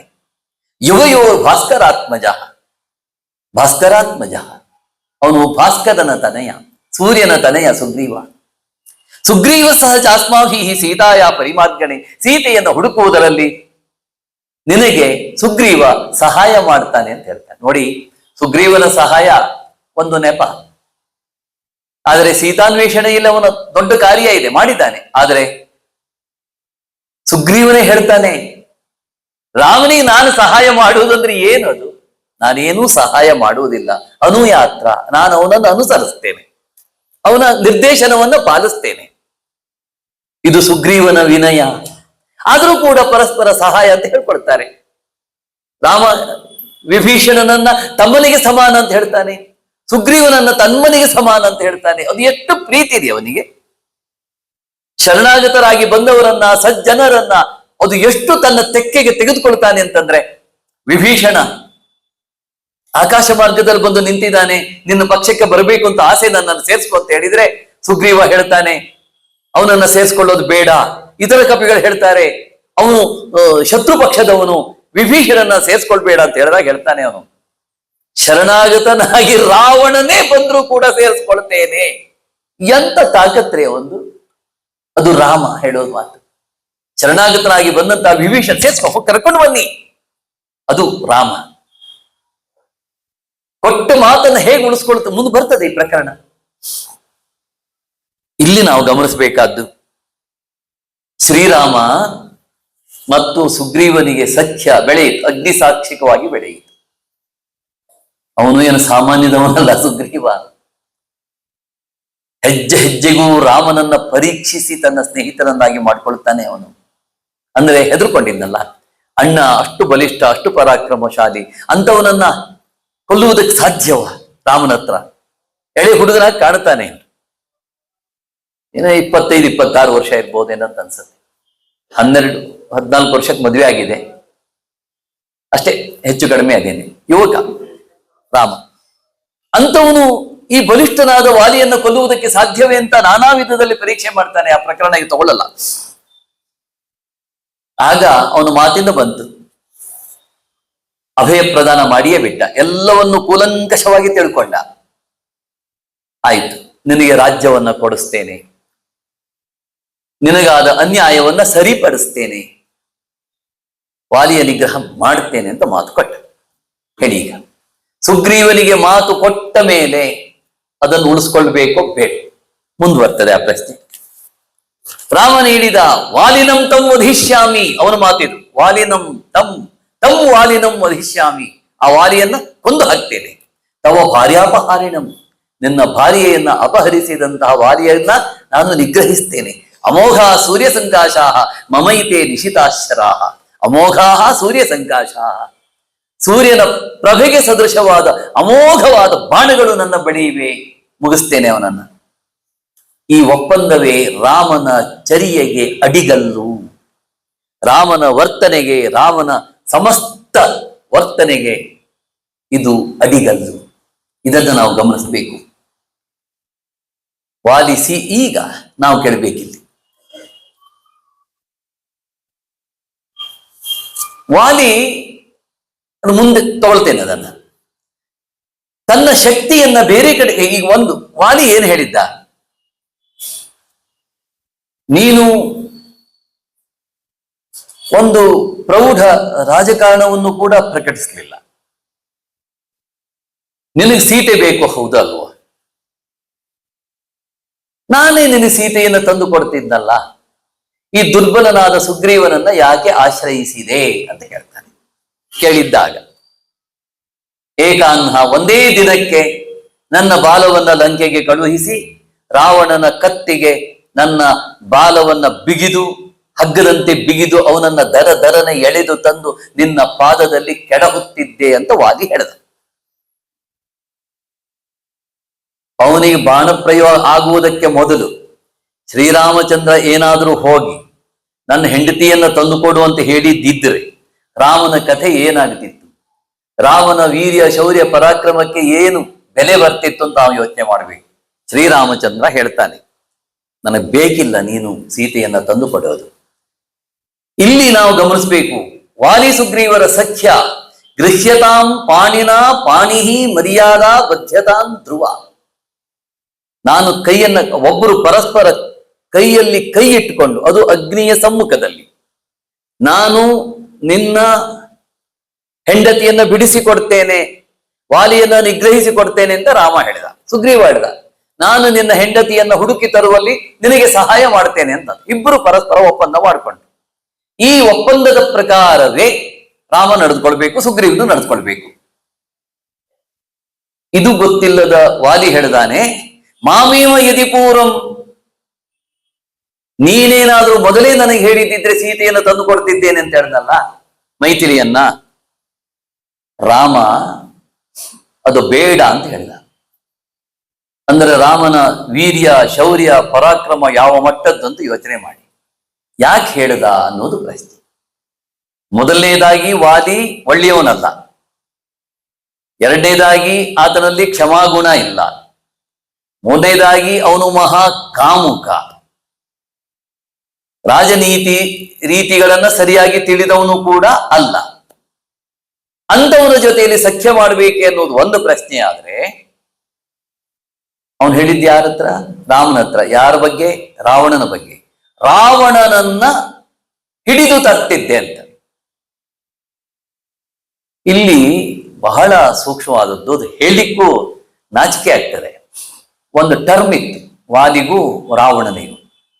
ಹೇಗೆ ರಾಮ ಸುಗ್ರೀವ ಒಂದು ಒಪ್ಪಂದವನ್ನು ಮಾಡಿಕೊಂಡ್ರು ಉದಾತ್ತವಾಗಿ, ತುಂಬಾ ಗಂಭೀರವಾಗಿ, ಈ ವಾಲಿ ಮತ್ತು ರಾವಣನು ಕೂಡ ಒಂದು ಒಪ್ಪಂದವನ್ನು ಮಾಡಿಕೊಂಡಿದ್ರು. ಅದು ಕಿಷ್ಕಿಂಧ ಕಾಂಡದಲ್ಲಿ ಬರೋದಿಲ್ಲ, ಉತ್ತರಕಾಂಡದಲ್ಲಿ ಬರ್ತದೆ. ಅದು ರಾಮನಿಗೆ ಗೊತ್ತಿತ್ತು, ಅದು ಉತ್ತರಕಾಂಡದಲ್ಲಿ ಬರಲಿ. ಆದರೆ ವಾಲಿಯನ್ನ ಸಂಧಿಸುವುದಕ್ಕೆ ಮೊದಲೇ ರಾಮನಿಗೆ ಅದು ಗೊತ್ತಿತ್ತು. ಅದು ಏನು ಒಪ್ಪಂದ ಮಾಡ್ಕೊಂಡಿದ್ರು? ಒಪ್ಪಂದಕ್ಕೆ ಮೊದಲು ಏನಾಯ್ತು ಅನ್ನೋದನ್ನು ಹೇಳ್ತೇನೆ. ಈ ವಾಲಿ ನೋಡಿ, ಅವರು ಸ್ವಲ್ಪ ಎಡಬಿಡಂಗಿ ಕಲ್ಚರ್ ಅವರು. ಒಂದು ಕಡೆಗೆ ವಾಲಿಯ ಸಂಧ್ಯಾ ವಂದನೆ ಬಹಳ ಪ್ರಸಿದ್ಧವಾದ್ದು. ಅವನು 3 ಹೊತ್ತು ಸಂಧ್ಯಾ ವಂದನೆಯನ್ನ ಮಾಡ್ತಿದ್ದಂತೆ. ಅಷ್ಟೋ ಇಷ್ಟೋ ವೇದೋಪನಿಷತ್ತುಗಳು ಬರ್ತಿತ್ತು. ವೈದಿಕ ಸಂಸ್ಕೃತಿಯನ್ನು ಅಷ್ಟೋ ಇಷ್ಟೋ ಅನುಸರಿಸ್ತಿದ್ದ. ಸುಗ್ರೀವನು ಅನುಸರಿಸ್ತಿದ್ದ. ಇವನು ಬೆಳಿಗ್ಗೆ ಒಂದು ಸಮುದ್ರದಲ್ಲಿ ಸ್ನಾನ ಮಾಡಿದರೆ, ಮಧ್ಯಾಹ್ನ ಮತ್ತೊಂದು ಸಮುದ್ರದಲ್ಲಿ, ಸಂಜೆ ಮತ್ತೊಂದು ಸಮುದ್ರದಲ್ಲಿ ಹಾರಿ ಹೋಗಿ ಇಳಿದು ಸಂಧ್ಯಾ ವಂದನೆ ಮಾಡ್ಕೊಂಡು ಬರುವವನು. ಹೀಗೆ ಒಂದಿನ ವಾಲಿ ಸಮುದ್ರದಲ್ಲಿ ಸ್ನಾನ ಮಾಡಿ ಸಂಧ್ಯಾ ವಂದನೆಗೆ ಅಂತ ಸಮುದ್ರ ದಡದಲ್ಲಿ ಕೂತಿದ್ದಾನೆ, ಜಪ ಮಾಡ್ತಾ ಕೂತಿದ್ದಾನೆ. ಅದೇ ವೇಳೆಗೆ ಈ ರಾವಣ ದಂಡಯಾತ್ರೆಗೆ ಅಂತ ಹೊರಟಿದ್ದ. ರಾವಣನ ದಂಡಯಾತ್ರೆ ಬಹಳ ಪ್ರಸಿದ್ಧವಾದ ದಂಡಯಾತ್ರೆ ಅಂದ್ರೆ ಏನು? ಕಂಡ್ಕೊಂಡವ್ರು ಹೊಡೆಯೋದು, ಬಡಿಯೋದು, ಹೆಣ್ಮಕ್ಳಿಗೆ ಹೇಳ್ಕೊಂಡು ಬರೋದು, ಇಷ್ಟೇ. ಅದಕ್ಕೆ ಕುಮ್ಮಕ್ಕೊಳ್ಳಿಕ್ಕೆ ಅವನ ಮಗ ಇಂದ್ರಜಿತ್ತು ಇದ್ದ. ಇಂದ್ರಜಿತ್ತಿನ ಹುಟ್ಟು ಹೆಸರು ಮೇಘನಾದ ಅಂತ. ಇಂದ್ರನನ್ನೇ ಗೆದ್ದಿದ್ದರಿಂದ ಅವನಿಗೆ ಇಂದ್ರಜಿತ್ತು ಅಂತ ಕರೀತಾರೆ. ಹಾಗೆ ದಿಗ್ವಿಜಯ ಮಾಡ್ತಾ ಮಾಡ್ತಾ ಕಿಷ್ಕಿಂಧೆಗೂ ಬಂದಂತೆ. ಕಿಷ್ಕಿಂಧೆಗೆ ಬಂದು ಕೇಳ್ದ, ಇಲ್ಲಿ ದೊರೆಯ ವಾಲಿ ಎಲ್ಲಿದ್ದಾನೆ? ನಾನು ಅವನ ಜೊತೆ ಸೆಣಸ್ಬೇಕು, ಬಗ್ಗು ಬಡಿಬೇಕು. ಇಲ್ಲ, ಅವನು ಸಂಧ್ಯಾ ವಂದನೆಗೆ ಹೋಗಿದ್ದ. ಎಲ್ಲಿ ಹೋಗಿದ್ದ? ಇಲ್ಲೇ ಯಾವುದೋ ಸಮುದ್ರದ ಹತ್ರ ಹೋಗಿದ್ದ. ಈ ರಾವಣ ಸುಮ್ಮನಾದ್ರೂ ಕೂತ್ಕೋಬೇಕಾ? ಅವನನ್ನು ಕಾಯ್ತಾ ಕೂತ್ಕೋಬಹುದಿತ್ತು. ಹಾಗೆ ಮಾಡ್ಲಿಲ್ಲ, ಹೋದ ವಾಲಿಯನ್ನು ಬಗ್ಗು ಬಡಿಬೇಕು ಅಂತ ಹೇಳಿ. ಅಲ್ಲಿ ವಾಲಿ ಸಮುದ್ರದಲ್ಲಿ ಸಂಧ್ಯಾ ವಂದನೆ ಮಾಡ್ತಾ ಕೂತಿದ್ದ. ಇವನೇನ್ ಮಾಡಿದಾನೆ ರಾವಣ? ಅವನು ಆ ಕಡೆಗೆ ಮುಖ ಮಾಡಿ ಕೂತಿದ್ದಾನೆ. ಇವನು ಹಿಂದ್ಗಡೆಗೆ ಹೋಗಿ ಅವನ ಕಂಕುಳಲ್ಲಿ ಕೈ ಹಾಕದ್ನಂತೆ, ಹೋಗಿ ಎತ್ಕೊಂಡು ಬಂದ್ಬಿಡ್ಬೇಕು ಅಂತ. ಅವನು ಆಚೀಚೆ ನೋಡ್ಲಿಲ್ಲ. ಆ ಕಂಕುಳಲ್ಲಿ ಅದುಮಿದ ಈ ರಾವಣನನ್ನ. ಅದುಮಿದ್ದಷ್ಟೇ ಅಲ್ಲ, ಆಕಾಶದಲ್ಲಿ ಹಾರಿದ. ಹಾರುವುದಕ್ಕೆ ಪ್ರಸಿದ್ಧರಾದವರು ಕೋತಿಗಳು. ಅವನು 18 ಬದಿಗೆ ಹಾರಿಕೊಂಡು ಹೋದ, ಮನೆಗೆ ಬಂದ. ಬಂದವನು ಏನ್ ಮಾಡಿದ ಗೊತ್ತಾ? ಅವನಿಗೆ ಆಗ ಮಗ ಹುಟ್ಟಿದ್ದ, ಚಿಕ್ಕ ಹುಡುಗ, ಅಂಗದ, ತೊಟ್ಲಲ್ಲಿದ್ದವನು. ಈ ರಾವಣನ ತಗೊಂಡೋಗಿ ಆ ತೊಟ್ಟಿಲಿ ಕಟ್ಟಿದ್ದಂತೆ. ನೋಡು ಮಗು, ನಿನ್ಗೊಂದು ಆಟದ ವಸ್ತು ತಂದಿದ್ದೀನಿ ಅಂತ. ರಾವಣ ಕಿಷ್ಕಿಂಧೆಯಲ್ಲಿ ಅಂಗದನಿಗೆ ಆಟದ ವಸ್ತುವಾದ. ರಾವಣ ಸಿಕ್ಕಿಬಿದ್ದ ವಾಲಿಯ ಕೈಗೆ. ಏನ್ ಮಾಡೋದು? ಸುಮಾರು 1 ತಿಂಗಳು ಇಟ್ಕೊಂಡ ಏನೋ. ವಾಲಿ ಗತ್ಯಂತರವೇ ಇಲ್ಲ. ಏ ಮಹಾರಾಯ, ನನ್ ಕ್ಷಮಿಸು, ನಾನು ನಿನ್ನ ಜೊತೆಯಲ್ಲಿ ಸಖ್ಯ ಬೆಳೆಸ್ತೇನೆ, ನಾವೊಂದು ಒಪ್ಪಂದ ಮಾಡ್ಕೊಳ್ಳೋಣ ಅಂತ. ಒಂದು ಒಪ್ಪಂದ ಆಗಿ ಹೋಯ್ತು. ಅವನನ್ನು ಬಿಡುಗಡೆ ಮಾಡಿದ. ರಾವಣ ಲಂಕೆಗೆ ಹೋಗುವ ಮೊದಲು ಒಪ್ಪಂದ ಮಾಡಿಕೊಂಡ. ಎಂತ ಕೆಟ್ಟ ಒಪ್ಪಂದ ಅಂದ್ರೆ, ಇದು ನಾನು ಸೃಷ್ಟಿಸಿ ಹೇಳುವುದಲ್ಲ, ವಾಲ್ಮೀಕಿ ಮಹರ್ಷಿಯೇ ಬರೆದಿರೋದು. ದಾರಾ ಪುತ್ರಾಹ ಪುರಂ ರಾಷ್ಟ್ರಂ ಭೋಗಾಚ್ಛಾದನ ಭೋಜನಂ ಸರ್ವಮೇವಾ ವಿಭಕ್ತಂ ನೌ ಭವಿಷ್ಯತಿ ಹರೀಶ್ವರ. ನೌ ಅಂದ್ರೆ ನಾವಿಬ್ಬರು, ನಾನು ಮತ್ತು ನೀನು, ವಾಲಿ ಮತ್ತು ರಾವಣ. ಇನ್ನು ಮುಂದೆ ನಾವು ಎಲ್ಲದರಲ್ಲೂ ಸಮಭಾಗಿಗಳಾಗೋಣ. ಪ್ರಪಂಚದಲ್ಲಿ ಏನೇ ಸುಖ ಸಾಮಗ್ರಿ ಸಿಗಲಿ, ಏನೇ ಇರಲಿ, ಸಮಸಮವಾಗಿ ಹಂಚಿಕೊಳ್ಳೋಣ. ಮೊದಲನೇ ಶಬ್ದ ಏನು ಗೊತ್ತಾ? ದಾರಾಹ. ದಾರ ಅಂದ್ರೆ ಹೆಂಡತಿಯರು ಅಂತ ಅರ್ಥ. ಹೇಳಲಿಕ್ಕೆ ಅಸಹ್ಯ ಆಗ್ತದೆ. ಫಾರಿನ್ ನಲ್ಲಿ ಎಕ್ಸ್ಚೇಂಜಿಂಗ್ ಇದೆಯಲ್ಲ, ಅಂತ ಕೆಟ್ಟ ಮಾತನ್ನು ಹೇಳ್ತಾನ್ರಿ ಅವನು. ಪುತ್ರಾಹ, ನಮ್ಮ ಪುತ್ರರನ್ನು ಹಂಚಿಕೊಳ್ಳೋಣ. ಅಂದ್ರೆ ನಮ್ಮ ಪುತ್ರರು ನಿನ್ನ ಸಹಾಯಕ್ಕೆ ನನ್ನ ಸಹಾಯಕ್ಕೆ ನೀನು, ನಿನ್ನ ಸಹಾಯಕ್ಕೆ ನಾನು, ನನ್ನ ಮಗ ಬರ್ತಾನೆ. ರಾಷ್ಟ್ರ, ನಾವು ಎಲ್ಲಿಯೇ ಹೋಗ್ಲಿ, ಯಾವುದೇ ರಾಷ್ಟ್ರದಲ್ಲಿ ಪರಸ್ಪರ ಹಂಚಿಕೊಳ್ಳೋಣ. ಬೇರೆ ರಾಷ್ಟ್ರಕ್ಕೆ ಹೋದ್ರು, ಅಲ್ಲಿ ಹೋದ್ರೆ ಏನ್ ಮಾಡೋಣ, ಅಲ್ಲೊಂದಿಷ್ಟು ಜನ ಹೆಣ್ಮಕ್ಳು ಸಿಗ್ತಾರೆ, ಅವರನ್ನು ಹಂಚ್ಕೊಳ್ಳೋಣ, ಮದ್ಯಪಾನ ಮಾಡೋಣ. ಹೀಗೆ ಈ ರೀತಿಯಲ್ಲಿ ಭೋಜನ, ಊಟ, ತಿಂಡಿ ಎಲ್ಲದರಲ್ಲೂ ಕೂಡ ನಾವು ಸಮಭಾಗಿಗಳಾಗೋಣ. ಸರ್ವಮೇವ ಅವಿಭಕ್ತಂ, ಈ ಪದ ನೋಡಿ, ಸರ್ವಮೇವ, ಎಲ್ಲವೂ ಕೂಡ ಅವಿಭಕ್ತವಾಗಿ, ವಿಭಕ್ತವಾಗಿ ಅಲ್ಲ, ಒಟ್ಟಿಗೆ ಅನುಭವಿಸೋಣ ಅಂತ. ಇಷ್ಟು ಕೆಟ್ಟ ಒಪ್ಪಂದವನ್ನ ಮಾಡಿಕೊಂಡ ವಾಲಿಯ ಬಳಿ ರಾಮ ಏನಾದ್ರೂ ಸೀತೆಯನ್ನ ತಂದು ಕೊಡು ಅಂತ ಹೇಳಿದ್ರೆ ಕತೆ ಏನಾಗ್ತಿತ್ತು ಅಂತ ಯೋಚನೆ ಮಾಡಿ. ರಾಮನ ದೃಷ್ಟಿಯಲ್ಲಿ ರಾವಣ ಎಷ್ಟು ಅಪರಾಧಿಯೋ ಅಷ್ಟೇ ಅಪರಾಧಿ ವಾಲಿ. ಒಂದು ಮೂಸ್ಬೇಕು ಹೇಳಿ, ರಾಮನ ವಿಕ್ರಮ ಇಲ್ಲಿ ಯಾವ ರೀತಿ ವಿಜೃಂಭಿಸುತ್ತೆ ಅಂತ. ನೀನು ನನ್ನ ಹೆಂಡತಿಯನ್ನು ತಂದು ಕೊಡಬೇಕಾದ್ದಿಲ್ಲ, ನನಗೆ ಅಗತ್ಯವೇ ಇಲ್ಲ, ಹೋಗು ಆಚೆ. ಅವನು ಹೇಳಿದ ಮಾತಿಗೆ ಹೇಗೆ ಕೌಂಟರ್ ಕೊಡ್ತಾನೆ ನೋಡಿ. ಅವನು ಈ ಮಾತು ಹೇಳೋದಿಲ್ಲ, ಇದು ನಾನು ಓದ್ಕೊಂಡು ಹೇಳೋದು, ಇದು ನಾನಲ್ಲ, ಅನೇಕ ವಿಮರ್ಶಕರು ಬರೆದಿದ್ದಾರೆ. ಉತ್ತರಕಾಂಡದಲ್ಲಿ ಇದೆ ಅದು. ಉತ್ತರಕಾಂಡದಲ್ಲಿ 34ನೇ ಸರ್ಗದಲ್ಲಿ 41ನೇ ಶ್ಲೋಕ ಇದೆ, ನೀವು ತೆಗೆದು ನೋಡ್ಬೋದು. ರಾಜನಾದವನಿಗೆ ಇವೆಲ್ಲವೂ ಗೊತ್ತಿರಬೇಕು. ಇಷ್ಟು ಕೊಳಕು ಹೆಣ್ಣು ಮಕ್ಕಳು ಅಂದ್ರೆ ಸಾಕು, ಅಷ್ಟು ಕೊಳಕು ಮನೋಭಾವದವರು. ನಿಮಗೆ ಹೇಳಿದರೆ ಆಶ್ಚರ್ಯ ಆಗ್ತದೆ ರೀ. ಈ ಕಾಮುಕರಿಂದ ದೊಡ್ಡ ಪ್ರಪಂಚ ಇದೆ ರೀ. ಈ ಉತ್ತರ ಕೊರಿಯಾದಲ್ಲಿ ಕಿಮ್ ಜಂಗ್ ಉನ್ ಅಂತ ಒಬ್ಬ ಪರಮ ದುಷ್ಟ ಅಧ್ಯಕ್ಷ ಇದ್ದಾನೆ. ಅವ ಕೊಲೆಗಡುಕ, ನೀಚ, ವಿಕೃತ, ಹೇಳಬಾರ್ದು ಅವನು. ಅವನಿಗೆ ದಿನಕ್ಕೆ 4 ಹೆಣ್ಣು ಮಕ್ಕಳಾದ್ರೂ ಇರ್ಬೇಕು, ಅಷ್ಟು ಪರಮ ನೀಚ.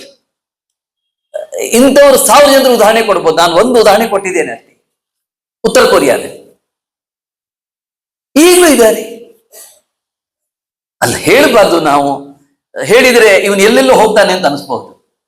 ತನಗೆ ಹೆಂಡತಿ ಇದ್ದು, ಮಗು ಇದ್ದು, ಮತ್ತೊಂದು ಹುಡುಗಿಯನ್ನ ಕಟ್ಟಿಕೊಂಡು ಅವಳ ತೃಪ್ತಿಗೋಸ್ಕರವಾಗಿ ಅವಳ ಮೇಲೆ ಯಾವುದೋ ಅಶ್ಲೀಲವಾದ ಮೆಸೇಜ್ ಬಂತು ಹೇಳಿ ಆ ಮೆಸೇಜ್ ಮಾಡಿದವನನ್ನು ಕೊಂದು ಜೈಲಿಗೆ ಹೋದವರಿಲ್ವಾ ಇವತ್ತು? ಇದು ಕಾಮ ಪ್ರಪಂಚ ಅಲ್ವನ್ರಿ ಇದು? ಹೇಳಿ ಸ್ವಾಮಿ, ಏನಿದೆ ಅಂತ? ದುಡ್ಡು, ಹಣ, ಐಶ್ವರ್ಯ, ಕೀರ್ತಿ, ಪ್ರತಿಷ್ಠೆ ಇದ್ರೆ ಏನ್ ಬೇಕಾದ್ರೂ ಮಾಡಬಹುದು. ಎಷ್ಟು ಜನರು ಇಲ್ಲ. ಮೊನ್ನೆ ಪೊಲೀಸ್ ಡಿಪಾರ್ಟ್ಮೆಂಟ್ ರಾಮಚಂದ್ರ ರಾವ್ ಅಂತ ಹಾಡು ಹಗಲು ಅವಳ ಜೊತೆಯಲ್ಲಿ ಸರಸ ಸಲ್ಲಾಪ ಮಾಡಿದಾನೆ, ಜೈಲಿಗೆ ಹೋಗಿ. ಯಾರತ್ರ ಹೇಳ್ತೀರ್ರಿ ನೀವು? ಈ ಕಾಮ ಪ್ರಪಂಚವನ್ನ ನಾವು ಪ್ರತಿದಿನ ಎಷ್ಟೋ ಬೆಳಕಿಗೆ ಬರ್ತದೆ, ಎಷ್ಟೋ ಬೆಳಕಿಗೆ ಬರುವುದಿಲ್ಲ.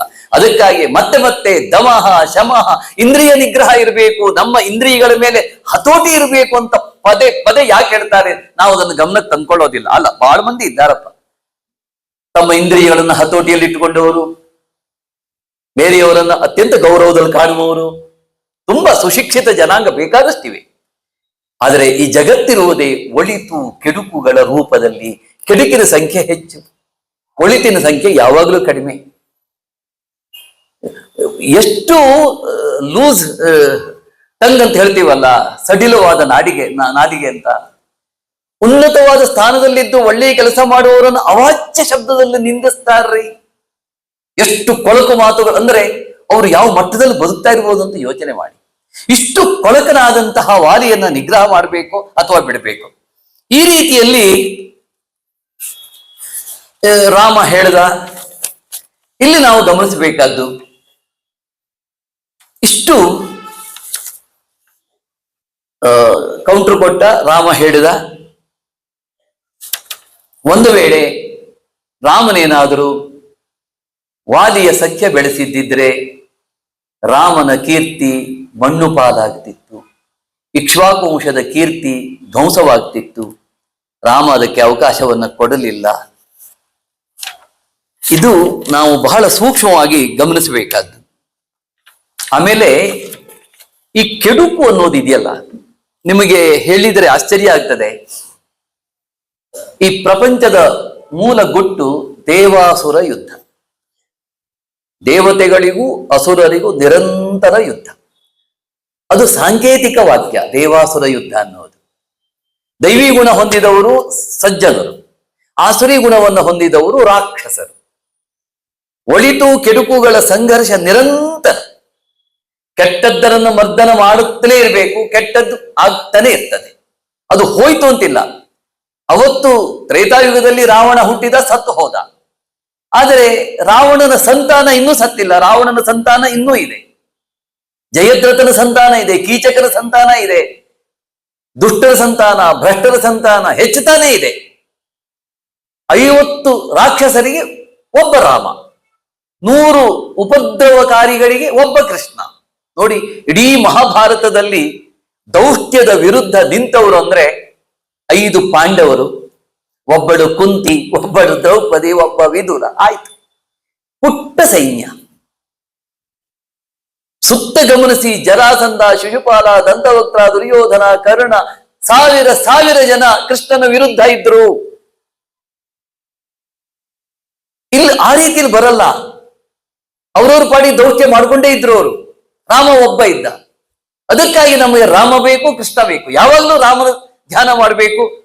ರಾಮನ ಧ್ಯಾನ ಅಂದ್ರೆ ಅವನ ವ್ಯಕ್ತಿತ್ವವನ್ನು ಅರಿತುಕೊಳ್ಳೋದು. ಕೃಷ್ಣ ಅಂದ್ರೆ ಕೃಷ್ಣನ ವ್ಯಕ್ತಿತ್ವ ಅರಿತುಕೊಳ್ಳೋದು. ಎಷ್ಟು ಜನ ಕೃಷ್ಣನ ವ್ಯಕ್ತಿ ನೋಡಿ, ನನಗೆ ಒಂದೊಂದ್ಸಲ ಬಹಳ ಬೇಸರ ಆಗ್ತದೆ. ನೀವು ತಪ್ಪು ತಿಳ್ಕೋಬೇಡಿ.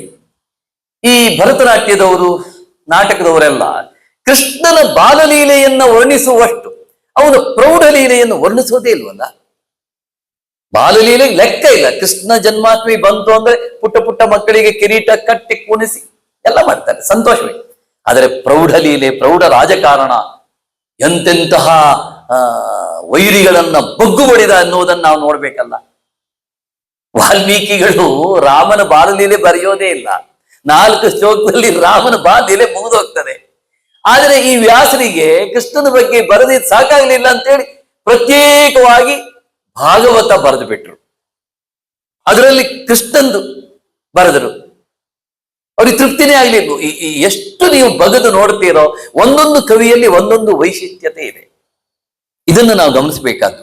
ಈ ದೇವಾಸುರ ಯುದ್ಧ, ಒಳಿತು ಕೆಡುಕುಗಳ ಸಂಘರ್ಷ, ದಾನವೀಯತೆ ಮಾನವೀಯತೆಯ ಸಂಘರ್ಷ, ಸೌಜನ್ಯ ದೌರ್ಜನ್ಯಗಳ ಸಂಘರ್ಷ, ಇದು ಪ್ರತಿ ಸಲವೂ ಪ್ರತಿ ದಿನವೂ ಎಲ್ಲಾ ಕಡೆಗೂ ಇರ್ತದೆ.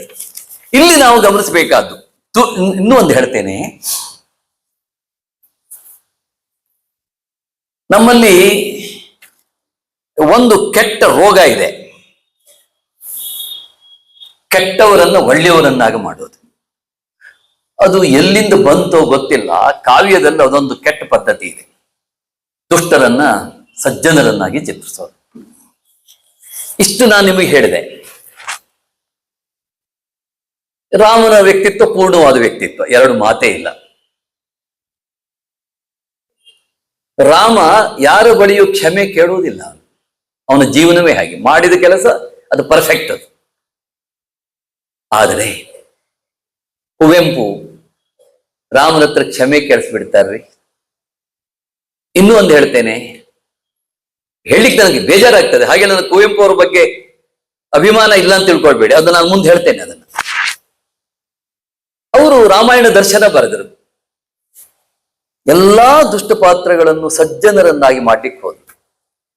ಈ ರಾವಣನನ್ನ ಪರನಾರಿ ಸಹೋದರ ಅಂತ ಕರೆದ್ರಲ್ಲ ಅವರು, ಯಾವ ನಾಲಿಗೆಯಿಂದ ಕರೆದ್ರು ಅಂತ ನೀವೇ ಹೇಳಿ. ಈ ಪರಮ ದುಷ್ಟ ರಾವಣ ಅವನು ಹೇಗೆ ಪರನಾರಿ ಸಹೋದರ ಆದ? ಆಮೇಲೆ ಇನ್ನೊಂದು, ಕೆಟ್ಟವರು ಎಂದೂ ಒಳ್ಳೆಯವರು ಆಗಲ್ಲ. ನಮಗೊಂದು ಭ್ರಮೆ ಅದು. ಮನುಷ್ಯ ಪರಿವರ್ತನೆ ಹೊಂತಾನೆ, ಅವನೀಗ ಬದಲಾಗಿದ್ದಾನೆ ಅಂತ ಹೇಳ್ತೀವಲ್ಲ, ಬದಲಾಗೋದಿಲ್ಲ, ಬದಲಾದಂತೆ ಕಾಣ್ತಾರೆ. ಕ್ಯಾರೆಕ್ಟರ್ ಈಸ್ ಡೆಸ್ಟಿನಿ ಅಂತ ಶೇಕ್ಸ್ಪಿಯರ್ ಹೇಳಿದ. ಅದು ಹುಟ್ಟಿನಿಂದ ಬರುವಂತಹದ್ದು ಕ್ಯಾರೆಕ್ಟರ್. ನಿಮ್ಮಲ್ಲಿ ಒಳ್ಳೆಯತನ ಇದ್ರೆ ಅದು ನೀವು ಹುಟ್ಟಿನಿಂದ ಬಂದಿದೆ, ನಿಮ್ಮ ತಂದೆ ತಾಯಿಯಿಂದ ಬಂದಿದೆ. ಅದನ್ನು ಹೇಳಿಕ್ಕಾಗಲ್ಲ. ಕೆಟ್ಟ ತಂದೆ ತಾಯಿಗೆ ಒಳ್ಳೆಯ ಮಕ್ಕಳು ಹುಟ್ಟೋದಿದೆ, ಒಳ್ಳೆಯ ತಂದೆ ತಾಯಿಗೆ ಕೆಟ್ಟ ಮಕ್ಕಳು ಹುಟ್ಟುವುದಿದೆ. ಅದನ್ನು ಹೇಳಿಕ್ಕಾಗಲ್ಲ. ಇದನ್ನು ನಾವು ಗಮನಿಸಬೇಕಾದ್ದು. ಬಹಳ ಸೂಕ್ಷ್ಮ ಅಲ್ವ ಈ ವಿಚಾರ? ನೀವು ಹುಣಸೆ ಹಣ್ಣಿನ ಮರವನ್ನ ಮಾವಿನ ಮರ ಆಗು ಅಂತ ಹೇಳಿದ್ರೆ ಹುಣಸೆ ಹಣ್ಣಿನ ಮರ ಮಾವಿನ ಮರ ಆಗೋದಿಲ್ಲ ಅಂತ. ನೀವು ಒಂದು ಅಡವಿಗೆ ಹೋದರೆ 50-100,000 ಜಾತಿಯ ಮರಗಳನ್ನ ಒಂದೊಂದು ಮರವೂ ಒಂದೊಂದು ಜಾತಿ. ಹೂವಿನ ಅಂಗಡಿಗೆ ಹೋದ್ರೆ ಸಾವಿರಾರು ಹೂಗಳು ಒಂದೊಂದು ಜಾತಿ. ಹಾಗಾಗಿ ಕೆಟ್ಟವನು ಒಳ್ಳೆಯವನಾಗೋದಿಲ್ಲ, ಒಳ್ಳೆಯವನು ಕೆಟ್ಟವನು ಆಗೋದಿಲ್ಲ. ಎಂತ ಸಂದರ್ಭ ಬಂದ್ರೂ ಕೂಡ ಒಳ್ಳೆಯವನು ಒಳ್ಳೆಯವನಾಗಿಯೇ ಇರ್ತಾನೆ. ಯಾಕೆ ಹೇಳ್ತೀನಿ ಅಂದ್ರೆ, ಆ ಹೊತ್ತು ವಾಲಿಗೆ ತಾರೆ ಹೇಳಿದ್ದಂತೆ, ತಮ್ಮನ ಮೇಲೆ ಪ್ರೀತಿಯನ್ನು ತೋರಿಸಿ ಮತ್ತೆ ಅವನಿಗೆ ರಾಜ್ಯ ಕೊಡಿ, ಅವನ ಹೆಂಡತಿಯನ್ನು ಅವನಿಗೆ ಇದ್ದಕ್ಕಿದ್ದಂತೆ ವಾಲಿಗೆ ಜ್ಞಾನೋದಯ ಆಗ್ಬಿಡ್ತದೆ. ಆಗ್ಲಿ, ನೀನೇನ್ ಮಾಡ್ಬೇಕು ಅಂದ್ರೆ, ಇವತ್ತು ನಾನು ಸುಗ್ರೀವನನ್ನ ಎತ್ಕೊಂಡು ಮನೆಗೆ ಕರ್ಕೊಂಡು ಬರ್ತೀನಿ, ನೀನು ರೂಮೆಯನ್ನ ಶೃಂಗರಿಸಿ ಅವಳನ್ನ ಅವನಿಗೆ ಕೊಟ್ಟು ಅವನ ಜೀವನ ಸುಖವಾಗಿರುವಂತೆ ಮಾಡ್ತೇನೆ ಅಂತ ಹೇಳಿದಂತೆ. ಆಗ ಈ ವಾಲಿಗೆ ಹಳೆ ನೆನಪು ಬಂದ್ಬಿಡ್ತಂತೆ. ಈ ತಮ್ಮನನ್ನ ತನ್ನ ಬೆನ್ನ ಮೇಲೆ ಕೂಡಿಸ್ಕೊಂಡು ಉಪ್ಪು ಬೇಕೆ ಅಂತ ಕೇಳ್ಕೊಂಡು, ಇದೆಯಲ್ಲ ಮಕ್ಕಳು ಆಟ ಆಡ್ತಾರೆ, ಬೆನ್ನ ಮೇಲೆ ಕೂಡಿಸ್ಕೊಂಡು ಉಪ್ಪು ಬೇಕೆ ಅಂತ ಕೇಳ್ಕೊಂಡು, ಅದು ನೆನಪಾಗೋಯ್ತಂತೆ. ಹಾಗೆ ವಾಲಿ ಬಂದ್ಬಿಟ್ಟಂತೆ, ಸುಗ್ರೀವನನ್ನ ಅಪ್ಪ ಹಾಕೊಂಡ್ಬಿಟ್ಟಂತೆ, ಬೆನ್ನ ಮೇಲೆ ಹಾಕೊಂಡಂತೆ. ಹಳೇ ನೆನಪು ತಗೊಂಡು ಕಿಷ್ಕಿಂದೆ ಕಡೆ ಹೋಗ್ತಾ ಇದ್ದಂತೆ. ರಾಮ ಬಾಣ ಬಿಟ್ಟಂತೆ. ದೇವರೇ ಕಾಪಾಡ್ಬೇಕಿದೆ. ಆಗ ಕುವೆಂಪು ಬರೀತಾರೆ, ವಾಲಿಯ ಹೃದಯ ಪರಿವರ್ತನೆ ರಾಮನಿಗೆ ಗೊತ್ತೇ ಆಗ್ಲಿಲ್ಲ ಅಂತ. ರಾಮ ಬಂದು ಖಾಲಿ ಬಿದ್ಬಿಟ್ಟಂತೆ. ಮಹಾರಾಯ, ನಿನ್ನ ಹೃದಯ ಪರಿವರ್ತನೆ ನನಗೆ ಗೊತ್ತಾಗ್ಲಿಲ್ಲ, ಇದೆಲ್ಲ ವಿಧಿಯ ಲೀಲೆ, ನನ್ನನ್ನು ಕ್ಷಮಿಸು ಅಂತ ಕೇಳ್ಬಿಟ್ಟಂತೆ. ತಲೆ ಚಚ್ಕೊಳ್ಬೇಕು ಇದನ್ನ. ಅಂತ ದುಷ್ಟವಾಲಿಯನ್ನ ಈ ರೀತಿ ಕನ್ವರ್ಟ್ ಮಾಡಿದ್ದಾರೆ ಅಂತ ನಾನು ಹೇಳೋದು. ಅದು ಅಗತ್ಯ ಏನಿದೆ? ವಾಲ್ಮೀಕಿ ವ್ಯಾಸರು ಏನ್ ಮಾಡ್ತಾರೆ ಗೊತ್ತಾ? ದುಷ್ಟರನ್ನಾಗಿಯೇ ಚಿತ್ರಿಸ್ತಾರೆ, ಒಳ್ಳೆಯವರನ್ನಾಗಿಯೇ ಚಿತ್ರಿಸ್ತಾರೆ. ಅದು ಎಂತದ್ರಿ ಅದು? ಕರ್ಣ ಎಲ್ಲಾದ್ರೂ ಒಳ್ಳೆಯವನಾಗಿದ್ದ ದಾಖಲೆ ಉಂಟಾ? ದುರ್ಯೋಧನ ಒಳ್ಳೆಯವನಾಗಿದ್ದ ದಾಖಲೆ ಉಂಟಾ? ಹುಟ್ಟಿದ ಆರೋಗ್ಯ ಪಾಂಡವರ ವಿನಾಶಕ್ಕೆ ಪ್ರಯತ್ನ ಪಟ್ಟನಲ್ಲ ಅವನು. ಹೇಳಿ ಸ್ವಾಮಿ. ತುಂಬು ಸಭೆಯಲ್ಲಿ ದ್ರೌಪದಿಯ ಸೀರೆ ಸುಲಿಯುವುದಕ್ಕೆ ಪ್ರೇರಣೆ ಕೊಟ್ಟವನು ಯಾರು ಕೇಳಿದ್ರೆ ಕರ್ಣ. ಇದನ್ನು ಯಾರು ಹೇಳ್ತಾರೆ? ಯಾರು ಹೇಳೋದಿಲ್ಲ. ಮಹಾಭಾರತದಲ್ಲಿ ದಾಖಲೆ ಇದೆ. ಅವಳು ಬೆತ್ತಲೆ ಶರೀರ ನೋಡ್ಬೇಕು ಅಂತ ದುಷ್ಟ ಕ್ಷುದ್ರ ಆಸೆ ಇತ್ತು ಅವನಿಗೆ. ಯಾಕೆ? ನಾಹಂ ವರಯ್ಯ ಸೂತಂ ಅಂತ ಹೇಳಿದ್ದಲ್ಲ, ನಾನು ನಿನ್ನನ್ನು ಒರೆಸೋದಿಲ್ಲ ಅಂತ ಸಂಯವರ ಮಂಟಪದಲ್ಲಿ ಘೋಷಣೆ ಮಾಡಿದ್ದಲ್ಲ. ಅಲ್ರಿ, ಹೆಣ್ಣಿಗೆ ಮದುವೆ ಅಂದ್ರೆ ಅವಳ ಬದುಕು ಭವಿಷ್ಯವನ್ನು ಅವಲಂಬಿಸಿಕೊಂಡಿದೆ. ಕಂಡು ಗಂಡು ಮಕ್ಕಳನ್ನ ಒರೆಸೋದಲ್ಲ. ಅದು ತಿರಸ್ಕರಿಸ್ಬಿಟ್ಲು, ಬಾಯಿ ಮುಚ್ಕೊಂಡು ಬಂದ. ಆ ಸೇಡು ಅವನಿಗಿತ್ತು. ಇಷ್ಟು ದುಷ್ಟ ಪಾತ್ರವನ್ನ ವ್ಯಾಸರು ಚಿತ್ರಿಸ್ತಾರೆ, ಲೇಡಿ ಮ್ಯಾಕ್ಬೆತ್ ಅನ್ನು ಶೇಕ್ಸ್ಪಿಯರ್ ಚಿತ್ರಿಸ್ತಾರೆ. ಅವಳು ಹೇಳ್ತಾಳೆ, ಎಂಥ ಮಾತಾಡ್ತಾಳೆ, ನನ್ನ ವೈರಿ ಆದ್ರೆ ಮ್ಯಾಕ್ಬೆತ್ ಅನ್ನ ಪ್ರೇರಣೆ ಮಾಡ್ತಾಳೆ. ಯಾವ ರೀತಿಯಲ್ಲಿ? ನನ್ನ ಮಲೆಯ ತೊಟ್ಟಿನಿಂದ ಕುಕ್ಕಿ ಕೊಳುತ್ತಿದ್ದೆ, ನನ್ನ ಶತ್ರು ಮಗುವಾಗಿದ್ರೆ ಶಿಶುವಾಗಿದ್ರೆ ಅಂತ ಹೇಳ್ತಾಳಲ್ಲ ಅವಳು. ಯಾವ ರೀತಿಯ ದ್ವೇಷ ಅವಳಿಗಿರಬೇಕು? ಇದ್ರಿ ಚಿತ್ರಿಸೋದು ಅಂದ್ರೆ ದುಷ್ಟರನ್ನ ಚಿತ್ರಿಸಬೇಕು. ನಾವು ಅಕ್ಕಪಕ್ಕದಲ್ಲೇ ನೋಡ್ತೇವೆ ನಾವು ದುಷ್ಟರನ್ನ ಒಳ್ಳೆಯವರು ಅಂತ ಹೇಳಲೇಬಾರದು. ನೀವು ಒಳ್ಳೆಯವರನ್ನು ಕೊಂಡಾಡಿ, ಜಗತ್ತಿರುವುದೇ ಹಾಗೆ. ಇಂತಹ ತಪ್ಪುಗಳನ್ನು ಮಾಡ್ತಾರೆ. ನಾನೇನು ಅವರನ್ನ ಹೀಗಳಿತಾ ಇಲ್ಲ.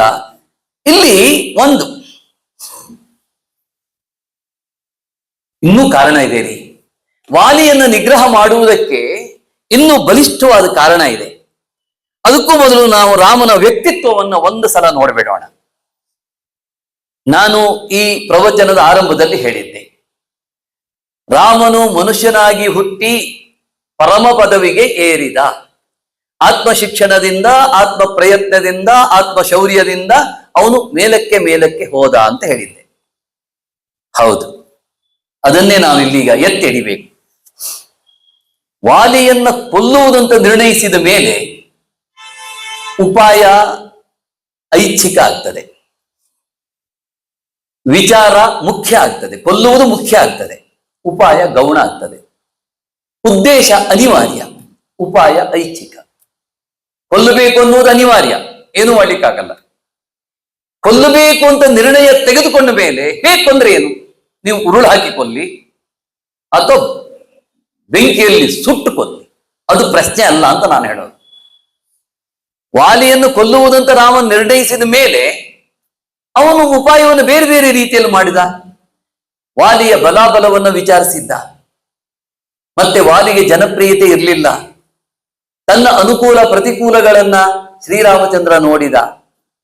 ಇಲ್ಲಿ ಸಂಗತವಾದದ್ದೇನು ಅಸಂಗತವಾದದ್ದು ಏನು ಅನ್ನುವುದನ್ನ ನೋಡಿದ, ನಯ ಚಿಂತನೆಯನ್ನು ಮಾಡಿದ. ನಯ ಅಂದ್ರೆ ನ್ಯಾಯ ಚಿಂತನೆಯನ್ನು ಮಾಡಿದ, ಸ್ವಂತ ವಿವೇಚನೆಯನ್ನೇ ಉಪಯೋಗಿಸಿದ.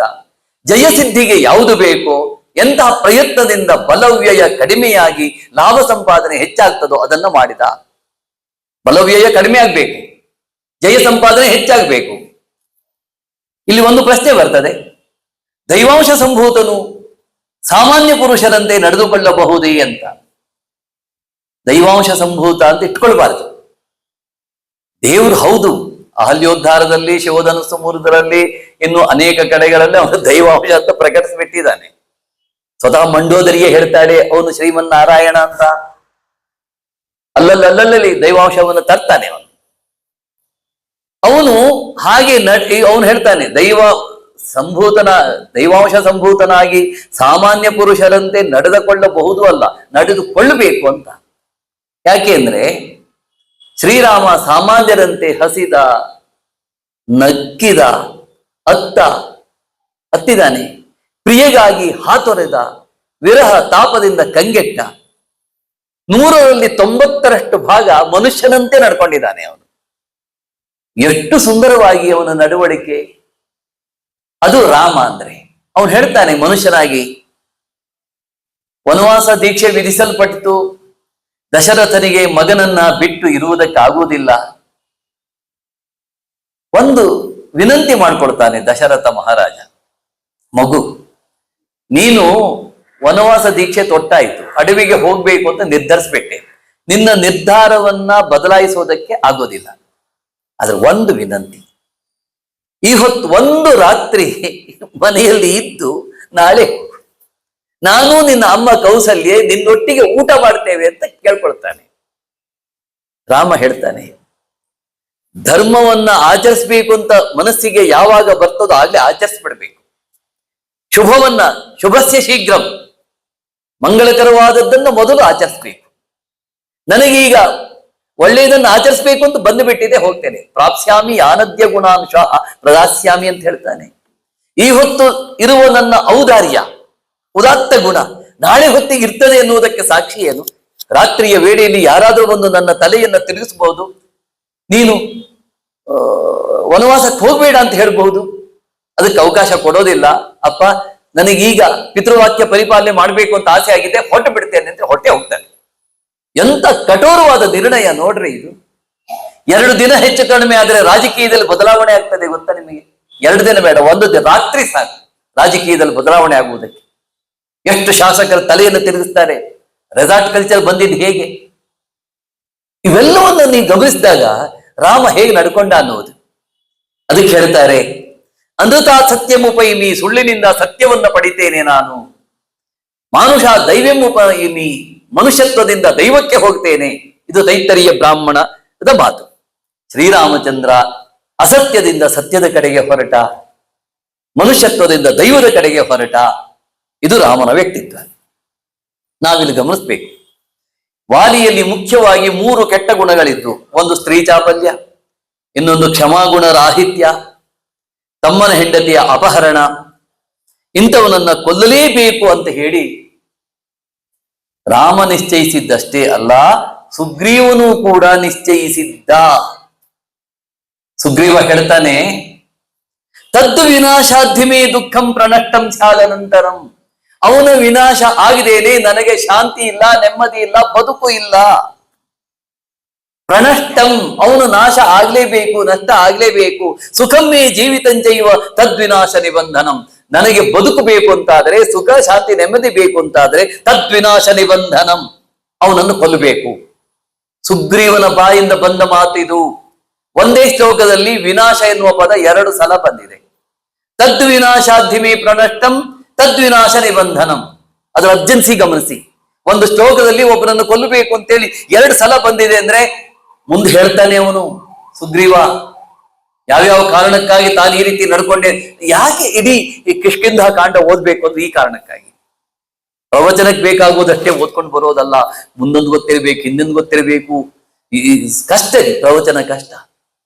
ಅಧ್ಯಯನ ಬಲ ಸಿಕ್ಕಾಪಟ್ಟೆ ಬೇಕಾಗ್ತದೆ. ಎಲ್ಲೋ ಒಂದ್ ಕಡೆ ತಪ್ಪಾಗ್ಬಿಡ್ತದೆ, ಏನೋ ಆಗ್ತದೆ. ಮುಂದೆ ಹೇಳ್ತಾನೆ ಅವನು, ಹಾಗಾಗಿ ನನ್ನ ಅಂತ್ಯದೊಡನೆ ನನ್ನ ದುಃಖವು ಅಲ್ಲ, ವಾಲಿಯ ಅಂತ್ಯದೊಡನೆ ನನ್ನ ದುಃಖವು ಅಂತ್ಯವಾಗ್ತದೆ, ನನ್ನ ಸುಖ ನನ್ನ ಬದುಕು ಎಲ್ಲವೂ ಅವನ ಸಾವನ್ನ ಅವಲಂಬಿಸಿದೆ ಅಂತ ಹೇಳ್ತಾರೆ. ಇನ್ನೂ ಒಂದು ಹೇಳ್ತೇನೆ, ಈ ವಾಲಿ ಇದ್ದಾನಲ್ಲ, ಪ್ರಕಟ ಯುದ್ಧಕ್ಕೆ ರಾಮ ಏನಾದರೂ ಆಹ್ವಾನಿಸಿದ್ದಿದ್ರೆ ಏನಾಗ್ತಿತ್ತು? ಪ್ರಕಟ ಯುದ್ಧದ ನೇರ ಯುದ್ಧ. ಒಂದು ವಿನಾಕಾರಣ ಕಿಷ್ಕಿಂಧೆಯಲ್ಲಿರುವಂತಹ ಅನೇಕ ನಿರಪರಾಧಿಗಳು ಸಾಯ್ತಿದ್ರು. ರಾಮ ಪ್ರಕಟ ಯುದ್ಧಕ್ಕೆ ಕರೆದಿದ್ರೆ ಅಷ್ಟರಲ್ಲಿ ವಾಲಿ ಏನು ಮಾಡಬಹುದಿತ್ತು ಅಂತ ಯೋಚನೆ ಮಾಡಿ. ತನ್ನ ಫ್ರೆಂಡ್ ಇದಾನಲ್ಲ ರಾವಣ, ಅವನನ್ನು ಕರೆಸಿದ್ದಿದ್ರೆ ಒಂದಕ್ಕೆ ಎರಡಾಗಿ ರಾಮನ ಮನೋರಥ ನೆರವೇರದೆ ಸೀತೆ ಸಿಗದೆ ಒಂದಕ್ಕೆ ಒಂದೂವರೆ ಆಗುವ ಸಾಧ್ಯತೆ ಇರಲಿಲ್ವಾ? ಅವನು ಬಲಿಷ್ಠ. ಆಮೇಲೆ ಅವನು ಒಂದು ವೇಳೆ ಅವನನ್ನು ಇದು ಒಂದು ಸಾಧ್ಯತೆ ಕರೆಯಬಹುದಿತ್ತು ಅಂತ ಓಡೋಗ್ಬಿಟ್ಟಿದ್ರೆ, ರುಮೆಯನ್ನು ತಾರೆಯನ್ನು ಕರೆದುಕೊಂಡು ಓಡೋದ್ರೆ ದೇಶಾಂತರಕ್ಕೆ ಹೊರಟೋದ್ನಪ್ಪ. ಇವತ್ತು ದೇಶಾಂತರಕ್ಕೆ ಹೋದವರಿಲ್ವಾ? ಶಹಬಾಜ್ ಶರೀಫ್ ಎಲ್ಲಿ ಹೋದ? ಅಸೀಫ್ ಮುನೀರ್ಗೆ ಒಂದು ಸೈನ್ ಮಾಡ್ಬೇಕಿತ್ತು, ಮಿಲಿಟರಿ ಮಾರ್ಷಲ್. ಅವನಿಗೆ ಪದಾಧಿಕಾರ ಕೊಡಬೇಕಿದ್ರೆ ಒಂದು ಸಹಿ ಮಾಡದೆ ಅವನಿಗೆ ಪದಾಧಿಕಾರ ಸಿಗೋದಿಲ್ಲ. ಶಹಬಾಜ್ ಶರೀಫ್ ಪಾಕಿಸ್ತಾನ ಪ್ರಧಾನಮಂತ್ರಿ ನಾಪತ್ತೆ ಆಗ್ಬಿಟ್ಟ, ಸೈನೇ ಮಾಡ್ಲಿಲ್ಲ, ಒದ್ದಾಡಿದ. ಬಿಡಿ, ಅದು ಸರ್ವಾಧಿಕಾರ ಇದೆ, ಬೇರೆ ವಿಚಾರ. ವಿಜಯ್ ಮಲ್ಯ ಎಲ್ಲಿದ್ದಾರ್ರಿ? ಪರಾರಿ ಆಗಿಲ್ವಾ? ಲಲಿತ್ ಮೋದಿ ಎಲ್ಲಿದ್ದಾರ್ರಿ? ಪರಾರಿ ಅಂದ್ರೆ ಇವರು ಇಲ್ಲಿ ಡಗ ಹಾಕ್ತಾರೆ, ದೇಶ ಕೊಳ್ಳೆ ಹೊಡಿತಾರೆ, ದುಡ್ಡು ಮಾಡ್ತಾರೆ, ಮೋಸ ಮಾಡ್ತಾರೆ, ದೇಶಾಂತರಕ್ಕೆ ಹೋಗ್ತಾರೆ. ವಾಲಿ ಏನಾದರೂ ದೇಶಾಂತರಕ್ಕೆ ಹೋಗಿದ್ದಿದ್ರೆ, ದೇಶಾಂತರ ಅಂದ್ರೆ ಇನ್ಯಾವುದೋ ಒಂದು ಪ್ರದೇಶದಲ್ಲಿ ಯಾವುದೋ ಒಂದು ಗುಹೆಯಲ್ಲಿ ಅಡ್ಕೊಂಡು ಕೂತಿದ್ರೆ ರಾಮನ ಕತೆ ಏನಾಗ್ತಿತ್ತು? ಹೇಳಿ ಕೇಳಿ ವಾಲಿ ಒಳ್ಳೆಯವನಾಗಿರ್ಲಿಲ್ಲ, ಮಹಾದುಷ್ಟ. ಅವನು ಒಳ್ಳೆಯತನ ಯಾವಾಗ ಬಂತು ಅಂದ್ರೆ, ಯಾವಾಗ ರಾಮನ ಬಾಣ ಬಂದು ಬಿತ್ತೋ ಆಗ ಅವನಲ್ಲಿ ಒಳ್ಳೆತನ ಬಂತು. ಮಿಸ್ ಕಾಡ್ಲಿಕ್ಕಾಗ್ಲಿಲ್ಲ ಅಂತ ಮಹಾಬಲಿಷ್ಠ. ಆ ಬಾಣದಿಂದ ಅವನು ಎಷ್ಟು ಜರ್ಜರಿತನಾಗಿದ್ದ ಅಂದರೆ ಹೇಳಕೂಡದು. ಹೇಳ್ತಾರೆ, ನಮಗ್ ಗೊತ್ತಿಲ್ಲ ಶ್ರೀರಾಮಚಂದ್ರನ ಬಾಣ ಅಂದ್ರೆ ಅದು ಎಲ್ಲಿ ಹೋಗ್ಬೇಕು ಅಲ್ಲಿಯೇ ನಿಂತಿತ್ತಂತೆ, ಉರಕ್ ಬಂತಾಗ್ತಂತೆ. ಹೋಗಿ ಆ ಉರಸ್ಸನ್ನು ಕತ್ತಿಸ್ತಾ ಇಲ್ಲ, ಅದು ಮಧ್ಯದಲ್ಲೋ ನಿಂತಿದೆ. ಕೇಳ್ತಾನೆ ರಾಮ, ನಿನಗ್ ಬದುಕ್ಬೇಕು ಅಂತ ಆಸೆ ಇದ್ರೆ ಹೇಳು, ನಿನಗ್ ಬದುಕಿಸ್ತೀನಿ ಅಂತಂದ್ರಿ. ನಾನು ಬಿಟ್ಟ ಬಾಣವನ್ನ ಸ್ವಲ್ಪವೂ ನೋವಾಗದಂತೆ ಹಿಂತೆಗೆದುಕೊಳ್ತೀನಿ ಅಂತಾರಲ್ಲ. ರಾಮ ಅಂದ್ರೆ ಯಾಕೆ ರಾಮನು ಕೊಂಡಾಡ್ತೀವಿ ಅಂದ್ರೆ ಈ ಕಾರಣಕ್ಕೆ, ಅವನ ವ್ಯಕ್ತಿತ್ವ ಅಷ್ಟು ದೊಡ್ಡದು. ಹಾಗಾಗಿ ಪ್ರಕಟ ಯುದ್ಧಕ್ಕೆ ಕರೆದಿದ್ರೆ ರಾವಣನನ್ನ ಕರೆಯಬಹುದಿತ್ತು, ರಾಮನ ಸಂಕಲ್ಪ ನೆರವೇರದೆ ಹೋಗಬಹುದಿತ್ತು. ಎಲ್ಲದಕ್ಕಿಂತ ಮುಖ್ಯವಾಗಿ ಸುಗ್ರೀವನಿಗೆ ಕೊಟ್ಟ ಮಾತು ಏನಾಗುತ್ತಿತ್ತು? ಸುಗ್ರೀವನಿಗೆ ಮಾತು ಕೊಟ್ಟಿದ್ದಾನಲ್ಲ, ನಿನ್ನನ್ನ ರಾಜನನ್ನಾಗಿ ಮಾಡ್ತೇನೆ, ನಿನ್ನಗೆ ಅಭಿಷೇಕ ಮಾಡಿಸ್ತೇನೆ, ವಾಲಿಯನ್ನು ಕೊಲ್ಲುತ್ತೇನೆ ಅಂತ ಮಾತು ಕೊಟ್ಟ ಮೇಲೆ ಮಾತು ಉಳಿಸ್ಕೊಳ್ಬೇಕೋ ಬೇಡವೋ? ಈ ಎಲ್ಲಾ ಕಾರಣಗಳಿಂದ ಶ್ರೀರಾಮಚಂದ್ರ ವಾಲಿಯನ್ನ ನಿಗ್ರಹ ಮಾಡಿದ. ಮುಂದೆ ಸುಗ್ರೀವನಿಗೆ ಪಟ್ಟಾಭಿಷೇಕವನ್ನ ಮಾಡಿದ. ಮುಗಿತು ವಾಲಿವಧೆ ಪ್ರಕರಣ. ಬಂಧುಗಳೇ, ಸ ವಾನರ ಮಹಾರಾಜ ಶಯಾನ ಶರವೀಕ್ಷತಃ ಪ್ರತ್ಯುಕ್ತೋ ಹೇತುಮದ್ವಾಕ್ಯೈ ನೋತ್ತರಂ ಪ್ರತ್ಯಪದ್ಯತ ಅಶ್ವಭಿಃ ಪರಿಭಿನ್ನಾಂಗ ಪಾದಪೈರಾಹತೋ ಭೃಶಂ ರಾಮಬಾಣೇನ ಚಕ್ರಾಂತೋ ಜೀವಿತಾಂತೆ ಮುಮೋಹ ಸಹ. ಶ್ರೀರಾಮನು ಯುಕ್ತಿಯುಕ್ತವಾದ ಮಾತುಗಳನ್ನ ಆಡಿದ. ಯುಕ್ತಿಯುಕ್ತವಾದ ಮಾತುಗಳನ್ನ ಹೇಳಲು ಶರಾಘಾತದಿಂದ ವಿಕ್ಷತನಾದ, ವಿಕ್ಷತ ಅಂದ್ರೆ ಗಾಯ, ಶರಾಘಾತದಿಂದ ಗಾಯಗೊಂಡಂತಹ ವಾನರ ರಾಜ ಉತ್ತರವನ್ನ ಹೇಳಲಾರದೆ ಸುಮ್ಮನಾದ. ನೋತ್ತರಂ ಪ್ರತ್ಯಪದ್ಯತ, ಉತ್ತರಂ ನ ಪ್ರತ್ಯಪದ್ಯತ, ಉತ್ತರ ಹೇಳಲಿಕ್ಕೆ ಅವನಿಂದ ಆಗ್ಲೇ ಇಲ್ಲ. ಶರೀರ ಜರ್ಜರಿತವಾಗಿತ್ತು. ಯಾಕೆ ಅಂದ್ರೆ ಶರೀರ ಸೋತ್ ಹೋಗಿತ್ತು. ಒಂದು ರಾಮನ ಬಾಣ, ಎರಡನೇದು ಏನಾಗಿದೆ ಅಂದ್ರೆ ಅಶ್ವಭಿಃ ಪರಿಭಿನ್ನಾಂಗ, ಸುಗ್ರೀವ ಕಲ್ಲು ಬಂಡೆಯಿಂದ ಅವನಿಗೆ ಹೊಡೆದಿದ್ದ, ಪಾದಪೈಹಿ ಮರಗಳನ್ನ ಕಿತ್ತು ಹೊಡೆದಿದ್ದ. ಇವೆಲ್ಲದರಿಂದ, ಕಲ್ಲುಗಳಿಂದ ಮರಗಳಿಂದ ಅವನ ಶರೀರ ಜರ್ಜರಿತವಾಗಿ ಹೋಗಿತ್ತು. ರಾಮಬಾಣೇನ ಚಕ್ರಾಂತಹ ಜೀವಿತಾಂತೆ ಮುಮೋಹ, ಪ್ರಾಣ ಹೋಗ್ತದೆ ಅಂತ ಗೊತ್ತಾಗ್ಬಿಡ್ತ ಅವನಿಗೆ, ಹೆದರ್ಕೊಂಡ್ಬಿಟ್ಟ. ಆಗ ಬಸವಳದಿದ್ದಂತೆ ಎಚ್ಚರ ತಪ್ಪಿದ್ದ. ಅವನಿಗೆ ಮರಣಕಾಲ ಸನ್ನಿಹಿತವಾಗಿತ್ತು. ಜೀವಿತಾಂತೆ ಮುಮೋಹ, ತನ್ನ ಆಯುಷ್ಯ ತೀರಿದೆ ಅಂತ ಗೊತ್ತಾಗಿತ್ತು. ಆ ದಾರುಣ ವಾರ್ತೆಯನ್ನ ಕೇಳಿ ಅವನ ಹೆಂಡತಿ ತಾರೆ ಓಡೋಡಿ ಬಂದಳಂತೆ. ಹೇಗೆ ಬಂದು? ತ್ರಸ್ತಾ ಮೃಗೀವ, ಹೆದರಿದ ಹೆಣ್ಣು ಜಿಂಕೆಯಂತೆ ಓಡಿ ಬಂದಳು ತಾರೆ. ಕಿಷ್ಕಿಂಧ ಗುಹೆಯಿಂದ ಹೊರಬಂದಳಂತೆ. ಅಷ್ಟರಲ್ಲಿ ಏನಾಗಿದೆ? ಒಂದು ಘಟನೆ ನಡೆದಿದೆ. ಈ ಅಂಗದ ಆಗ ಹುಡುಗ ಬೆಳೆದಿದ್ದಾನೆ, ಚಿಕ್ಕ ಹುಡುಗ, 15-16 ವರ್ಷ ಇರ್ಬೋದು. ಅವನ ಮೈಗಾವಲಿನವರು ಭೀಮ ವಿಕ್ರಮಿಗಳು. ನೋಡಿ, ಈ ಮೈಗಾವಲಿನವರು ಅನ್ನುವುದಕ್ಕೆ ಭೀಮ ವಿಕ್ರಮಾಹ ವಾನರಾಹ ಅಂತ ಒಂದು ಪದವನ್ನು ಬಳಸ್ತಾನೆ ಕವಿ. ಪರಿವಾರ ಅಂತ ಬಳಸ್ತಾನೆ. ಈ ಮೈಗಾವಲಿನವರು ಅನ್ನುವುದನ್ನು ನಾವು ಗಮನಿಸಬೇಕು. ಈ ಪ್ರಧಾನಮಂತ್ರಿಗಳ ಮೈಗಾವಲವರಿಗೆ SPG ಅಂತ ಹೇಳ್ತಾರೆ, ಸ್ಪೆಷಲ್ ಪ್ರೊಟೆಕ್ಷನ್ ಗ್ರೂಪ್ ಅಂತ. ಅವ್ರು ಹೇಗಿರ್ತಾರೆ ಅಂದ್ರೆ, ಪ್ರಧಾನಮಂತ್ರಿಯ ಕಾರು ಕಪ್ಪು ಕಾರು ಬರ್ತದೆ, ಎಡಕ್ಕೆ ಬಲಕ್ಕೆ ಹಿಂದೆ 2 ಜನ, ಮುಂದೆ 2 ಜನ. ಅದು ಸ್ಲೋ ಆ ಪ್ರದೇಶಕ್ಕೆ ಬಂದಾಗ, ಡೆಸ್ಟಿನೇಷನ್ ಬಂದಾಗ ಆ ಕಾರು ಸ್ಲೋ ಬರ್ತದೆ. ಪ್ರಧಾನಮಂತ್ರಿ ಒಳಗಿದ್ದಾರೆ ಅಂತ ಗೊತ್ತಾಗುವುದಕ್ಕೊಂದು ಧ್ವಜ ಇರ್ತದೆ ಮುಂದೆ ಕಾರಿಗೆ. ಆ ಧ್ವಜ ಇದ್ರೆ ಪ್ರಧಾನಿ ಇದ್ದಾರೆ ಅಂತ. ಆ 4 ಹೇಗಿರ್ತಾರೆ ಗೊತ್ತಾ? ಅವ್ರಿಗೆ ಎಂತ ಟ್ರೈನಿಂಗ್ ಕೊಡ್ತಾರೆ ಗೊತ್ತಾ? ಒಂದು ನೊಣ ಒಳಗೆ ಬರಕ್ ಬಿಡಲ್ಲ ಅವರು, ಅಷ್ಟು ಮೈಗಾವರು. ಆ ನಮ್ನಿ ಪ್ರೊಟೆಕ್ಷನ್ ಕೊಡ್ತಾವ್ರು, ಆ ನಮ್ನಿ ನುರಿತವ್ರು. ಅವ್ರು ಈ ಪ್ಯಾಂಟು ಶರ್ಟ್ ಹಾಕೊಂಡು ಬಂದ್ರೆ IAS ಅಧಿಕಾರಿ ಹೇಳಕ್ ಕಾಣ್ತಾರೆ. ಅವ್ರು IAS ಅಲ್ಲ, ಅವರು ಪ್ರಾಣ ರಕ್ಷಕರು. ಅಷ್ಟು ಮೈಗಾವಲ್ನವರು ಇರ್ತಾರೆ. ನೀವು ನೋಡ್ಬೇಕು, ಈ ಸಲದ ತರಂಗದಲ್ಲಿ ಈ SPG ಬಗ್ಗೆನೇ ಲೇಖನ ಬಂದಿದೆ. ಬಹಳ ಅಪರೂಪವಾದ ಲೇಖನ ಅದು, ಪ್ರಧಾನಮಂತ್ರಿಗಳ ಬಗ್ಗೆ. ಅದು ಏನೇನು ಕೆಲಸ ಮಾಡುತ್ತೆ.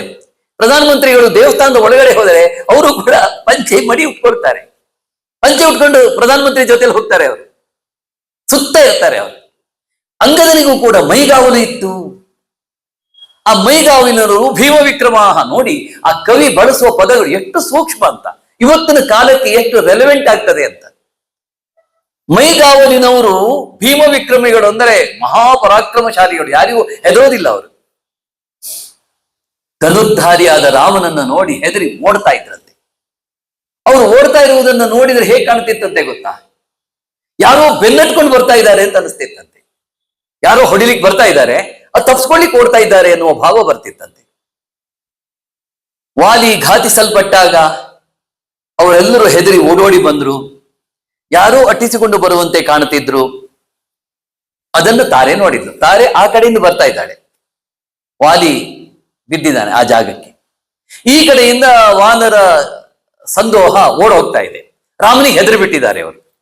ಅವರಿಗೆ ಗೊತ್ತೇ ಇಲ್ಲ, ವಾಲಿಯಂತಹ ಮಹಾಪರಾಕ್ರಮಶಾಲಿಯನ್ನ ಹೀಗೆ ಒಬ್ಬ ವ್ಯಕ್ತಿ ಹೊಡೆದು ಉಳಿಸ್ತಾನೆ ಅಂತ ಅವರಿಗೇನು ಗೊತ್ತು? ಪಾಪ, ಹೊಡೆದು ಉಳಿಸ್ಬಿಟ್ಟಿದ್ದಾನೆ. ಎಲ್ಲೆಲ್ಲೂ ಅವನು ಅಜಯನಾಗಿ ಮೆರೆದವನು ವಾಲಿ. ಇನ್ನು ತಮ್ಮ ಗತಿ ಇಲ್ಲ. ವಾನರ ರಾಜಸಿಂಹಸ್ಯ ಯಸ್ಯ ಯೂಯಂ ಪುರಸ್ಸರಾಹ ತಂ ವಿಹಾಯ ಸುಸಂತಸ್ತಾಹ ಕಸ್ಮಾತ್ ರವತ ದುರ್ಗತಾಹ. ಕೇಳ್ತಾಳೆ, ವಾನರ ರಾಜಸಿಂಹಸ್ಯ ಯಸ್ಯ ಯೂಯಂ ಪುರಸ್ಸರಾಹ. ನೀವು ವಾನರ ಕಂಠೀರವ, ವಾನರ ವೀರನಾದಂತಹ, ವಾನರ ಶ್ರೇಷ್ಠನಾದಂತಹ ವಾಲಿಯ ಜೊತೆಯಲ್ಲಿ ಇದ್ದವರು, ಅವನ ಜೊತೆಗೇ ಓಡಾಡಿದವರು, ನಲಿದಾಡಿದವರು, ಅವನ ಜೊತೆಯಲ್ಲಿ ಸುಖ ದುಃಖ ಹಂಚಿಕೊಂಡವರು. ತಂ ವಿಹಾಯ ಸುಸಂತ್ರಸ್ತಾಹ, ಅವನನ್ನು ಬಿಟ್ಟು ಹೇಗೆ ಓಡ್ ಬಂದ್ರಿ ನೀವು? ಸಂತ್ರಸ್ತಾಹ, ವಾಲಿಯನ್ನ ಬಿಟ್ಟು ಯಾಕೆ ಹೀಗೆ ಹೆದರ್ಕೊಂಡು ಬರ್ತಾ ಇದ್ದೀರಿ? ಕಸ್ಮಾತ್ ದ್ರವತ ದುರ್ಗತಾಹ, ಎಲ್ಲಿ ಓಡೋಗ್ತಾ ಇದ್ದೀರಾ? ರಾಜ್ಯ ಹೇತೋಹೋ ನ ಚೇತ್ ಭ್ರಾತ್ರ ರೌದ್ರೇಣ ಪಾತಿತಃ ರಾಮೇಣ ಪ್ರಹಿತೈ ರೌದ್ರೈ ಮಾರ್ಗಣಿ ದೂರಪಾತಿಭಿ. ರಾಜ್ಯ ಹೇತೋಹೋ, ಅವನ ಸಹೋದರನಾದ ಸುಗ್ರೀವ ರಾಜ್ಯದ ಆಕಾಂಕ್ಷೆಯಿಂದ ವಾಲಿಯನ್ನ ಕೊಲ್ಲಿಸಿಬಿಟ್ಟ. ಶ್ರೀರಾಮಚಂದ್ರ ದೂರಗಾಮಿಯಾದಂತಹ ಬಾಣವನ್ನ ಬಿಟ್ಟು ವಾಲಿಯನ್ನ ಘಾತಿಸಿದ. ರಾಮೇಣ ಪ್ರಹಿತೈ ರೌದ್ರೈಹಿ ಮಾರ್ಗಣೈಹಿ, ಭಯಂಕರವಾದ ಮಾರ್ಗಣದಿಂದ ಇಷ್ಟೆಲ್ಲ ಕತೆ ಆಗೋಯ್ತು, ನೀವ್ ಯಾಕೆ ಹೆದರ್ಕೊಂಡು ಓಡೋಗ್ತಾ ಇದ್ದೀರಿ ಅಂತ ಕೇಳ್ತಾಳೆ ಅವಳು. ಆಗ ಅವ್ರು ಹೇಳ್ತಾರೆ, ಬಹಳ ಹೆದರ್ಕೊಂಡಂತಹ ವಾನರರು ಹೇಳ್ತಾರೆ, ಜೀವಪುತ್ರೇ ನಿವರ್ತಸ್ವ ಪುತ್ರಂ ರಕ್ಷಸ್ವ ಚಾಂಗದಂ. ಅಮ್ಮ, ಜೀವಪುತ್ರೇ ನಿವರ್ತಸ್ವ, ಮಗ ಬದುಕಿದ್ದಾನೆ ನಿನಗೆ, ನೀನು ಮಗನನ್ನು ಕಟ್ಟಿಕೊಂಡು ಎಲ್ಲಾದ್ರೂ ಹೋಗ್ಬೇಡ, ಇಲ್ಲಿ ಇರಬೇಡ ನೀನು. ಅಂತಕೋ ರಾಮರೂಪೇಣ ಹತ್ವಾನಯತಿ ವಾಲಿನಂ, ಯಮನೇ ರಾಮನ ರೂಪದಲ್ಲಿ ಬಂದು ವಾಲಿಯನ್ನು ಕೊಂದು ಬಿಟ್ಟಿದ್ದಾನೆ. ಅಂತಕ ರಾಮರೂಪೇಣ, ಯಮ ರಾಮನ ರೂಪದಿಂದ ಬಂದು ವಾಲಿಯನ್ನ ಘಾತಿಸಿದ್ದಾನೆ. ನಿನಗೆ ಮಗ ಬದುಕಿದ್ದಾನೆ, ನಿನಗೂ ಬದುಕಬೇಕೆಂಬಂತ ಆಸೆ ಇದ್ರೆ, ಮಗ ಬದುಕಬೇಕು ಅಂತ ಆಸೆ ಇದ್ರೆ, ಜೀವಪುತ್ರೇ ಅವನನ್ನ ಕರ್ಕೊಂಡು ಎಲ್ಲಾದ್ರೂ ಹೋಗ್ಬೇಡಮ್ಮ. ರಕ್ಷತಾಂ ನಗರ ದ್ವಾರಂ, ಹೆದರ್ಕೊಂಡು ಹೇಳ್ತಾರೆ, ಈ ನಗರ ದ್ವಾರವನ್ನ ರಕ್ಷಿಸು, ದ್ವಾರವನ್ನು ಮುಚ್ಚಿಬಿಡು. ಅಂಗದಶ್ಚಾಭಿಷಿಚ್ಯತಾಂ, ಅಂಗದನಿಗೆ ಬಹುಬೇಗ ಅಭಿಷೇಕ ಮಾಡಿಬಿಡು. ಪದಸ್ಥಂ ವಾಲಿನಃ ಪುತ್ರಂ ಭಜಿಷ್ಯಂತಿ ಪ್ಲವಂಗಮಾಹ, ಪದಸ್ಥಂ ವಾಲಿನಃ ಪುತ್ರಂ. ಪದಾಧಿಕಾರ ಬಂದ್ರೆ, ಅಧಿಕಾರ ಬಂದ್ರೆ ಅವನ ಮಾತನ್ನ ಉಳಿದವರು ಕೇಳ್ತಾರೆ. ಪದಸ್ಥಂ ವಾಲಿನಃ ಪುತ್ರಂ ಭಜಿಷ್ಯಂತಿ ಪ್ಲವಂಗಮಾಹ. ಪದಾಧಿಕಾರ ಬಂತು ಅಂತಾದ್ರೆ, ಉನ್ನತವಾದ ಸ್ಥಾನ ಬಂತು ಅಂತಾದ್ರೆ ಉಳಿದವರು ಅವನ ಮಾತನ್ನ ಕೇಳ್ತಾರೆ. ನೋಡಿ, ಇಂದಿರಾ ಗಾಂಧಿ ಹತ್ಯೆ ಆದಾಗ ಹೆಣ ಸುಡುವುದರ ಒಳಗೆ ರಾಜೀವ್ ಗಾಂಧಿ ಪ್ರಧಾನಮಂತ್ರಿ ಪಟ್ಟ ಕೊಟ್ಟರು. ಯಾಕೆ ಹೇಳಿ? ದೇಶವನ್ನ ರಕ್ಷಿಸಬೇಕು. ಒಂದು ಬೇರೆ ಬೇರೆ ಕಾರಣ ಇದೆ, ವಿಚಾರ ಬೇರೆ. ರಾಜೀವ್ ಗಾಂಧಿ ಅಲ್ಲಿ ಎಲ್ಲೋ ಬೇರೆ ಕಡೆಗಿದ್ರು, ರಾಜಕಾರಣಿ ಆಗಿರ್ಲಿಲ್ಲ. ಏಕ್ದಮ್ ಅವರಿಗೆ ಪ್ರಧಾನಮಂತ್ರಿ ಪಟ್ಟ ಬಂತು, ಇಮಿಡಿಯೇಟ್ಲಿ ಕೊಟ್ಟರು. ಯಾಕೆಂದ್ರೆ ಅವ್ರ ಮಾತನ್ನು ಪ್ರಧಾನಮಂತ್ರಿ ಹೇಳಿದ್ರೆ ಮುಗೀತಲ್ಲ. ಕವಿ ಎಷ್ಟು ಸೂಕ್ಷ್ಮವಾಗಿ ಮಾತಾಡ್ತಾನೆ ನೋಡಿ. ಪದಸ್ಥಂ ವಾಲಿನಃ ಪುತ್ರಂ ಭಜಿಷ್ಯಂತಿ ಪ್ಲವಂಗಮಾಹ. ನೀನು ಅಂಗದನಿಗೆ ಪಟ್ಟ ಕಟ್ಬಿಟ್ರೆ ಅಂಗದನ ಮಾತನ್ನು ಎಲ್ಲರೂ ಕೇಳ್ತಾರೆ. ಈಗ ಯಾರು ರಾಜರೇ ಇಲ್ಲ. ಅಥವಾ ರುಚಿತಂ ಸ್ಥಾನಮಿಹತೆ ರುಚಿರಾನನೆ, ನೀನೋ ಹೇಳಿ ಕೇಳಿ ಸುಂದರಿ, ಇಲ್ಲಿರ್ಬೇಡ, ನೀನು ಹೊರಟೋಗ್ಬಿಡು. ರುಚಿರಾನನೆ, ಸುಂದರವಾದ ಮುಖ ಉಳ್ಳವಳು. ಆವಿಶಂತಿ ಹಿ ದುರ್ಗಾನಿ ಕ್ಷಿಪ್ರಂ ಮಧ್ಯೈವ ವಾನರಾಹ. ಈ ವಾನರರು ಆವಿಶಂತಿ ಹಿ ದುರ್ಗಾನಿ ಕ್ಷಿಪ್ರಂ ಮಧ್ಯೈವ ವಾನರಾಹ. ಅಭಾರ್ಯಾಶ್ಚ ಸಭಾರ್ಯಾಶ್ಚ ಸಂತ್ಯತ್ರ ವನಚಾರಿಣಃ. ಲುಬ್ಧೇಭ್ಯೋ ವಿಪ್ರಯುಕ್ತೇಭ್ಯೋ ಸ್ವೇಭ್ಯೋ ನಸ್ತು ಮೂಲಂ ಭಯಂ. ಅಭಾರ್ಯಾಶ್ಚ, ಇಲ್ಲಿ ಕೆಲವರಿಗೆ ಹೆಂಡತಿಯರೇ ಇಲ್ಲ. ಸಭಾರ್ಯ, ಕೆಲವರಿಗೆ ಹೆಂಡತಿಯರಿದ್ದಾರೆ. ಸಂತ್ಯತ್ರ ವನಚಾರಿಣಃ, ಇಲ್ಲಿ ಕೆಲವು ವನಚಾರಿಗಳಿದ್ದಾರೆ. ಲುಬ್ಧೇಭ್ಯ, ಲುಬ್ಧರಾಗಿದ್ದಾರೆ. ವಿಪ್ರಯುಕ್ತೇಭ್ಯ, ಹೆಂಡತಿಯನ್ನು ಅಗಲಿದವರಿದ್ದಾರೆ. ಸ್ವೇಭ್ಯೋ ನಸ್ತು ಮೂಲಂ ಭಯಂ, ಇಲ್ಲಿ ಸಿವಿಲ್ ವಾರ್ ನಡೆಯಬಹುದು, ಅಂತರ್ಯುದ್ಧ ನಡೆಯಬಹುದು. ಇದಕ್ಕೆ ವಿವರಣೆ ಕೊಡ್ಬೇಕು. ಇನ್ನೊಮ್ಮೆ ಹೇಳ್ತೇನೆ ನೋಡಿ. ನೀನು ಅಂಗದನ್ನು ಕಟ್ಟಿಕೊಂಡು ಎಲ್ಲಾದ್ರೂ ಹೋಗು, ಇಲ್ಲದೆ ಇದ್ರೆ ಅಂಗದನಿಗೆ ಪಟ್ಟ ಕಟ್ಟು. ಇಲ್ಲದೆ ಇದ್ರೆ ನಮಗೆ ವಿನಾಶ ತಪ್ಪಿದ್ದಲ್ಲ, ಯಮನೇ ಬಂದ್ಬಿಟ್ಟಿದ್ದಾನೆ ರಾಮನ ರೂಪದಲ್ಲಿ. ಈ ನಮ್ಮ ಕಿಷ್ಕಿಂಧೆಯಲ್ಲಿ ನೀನು ಹೇಳಿ ಕೇಳಿ ಸುಂದರಿ, ಅದು ನೆನ್ಪಿಟ್ಕೊಳ್ಳಿ ಆ ಪದವನ್ನ. ಅಭಾರ್ಯಾಶ್ಚ, ಕೆಲವರಿಗೆ ಹೆಂಡತಿಯರೇ ಇಲ್ಲ.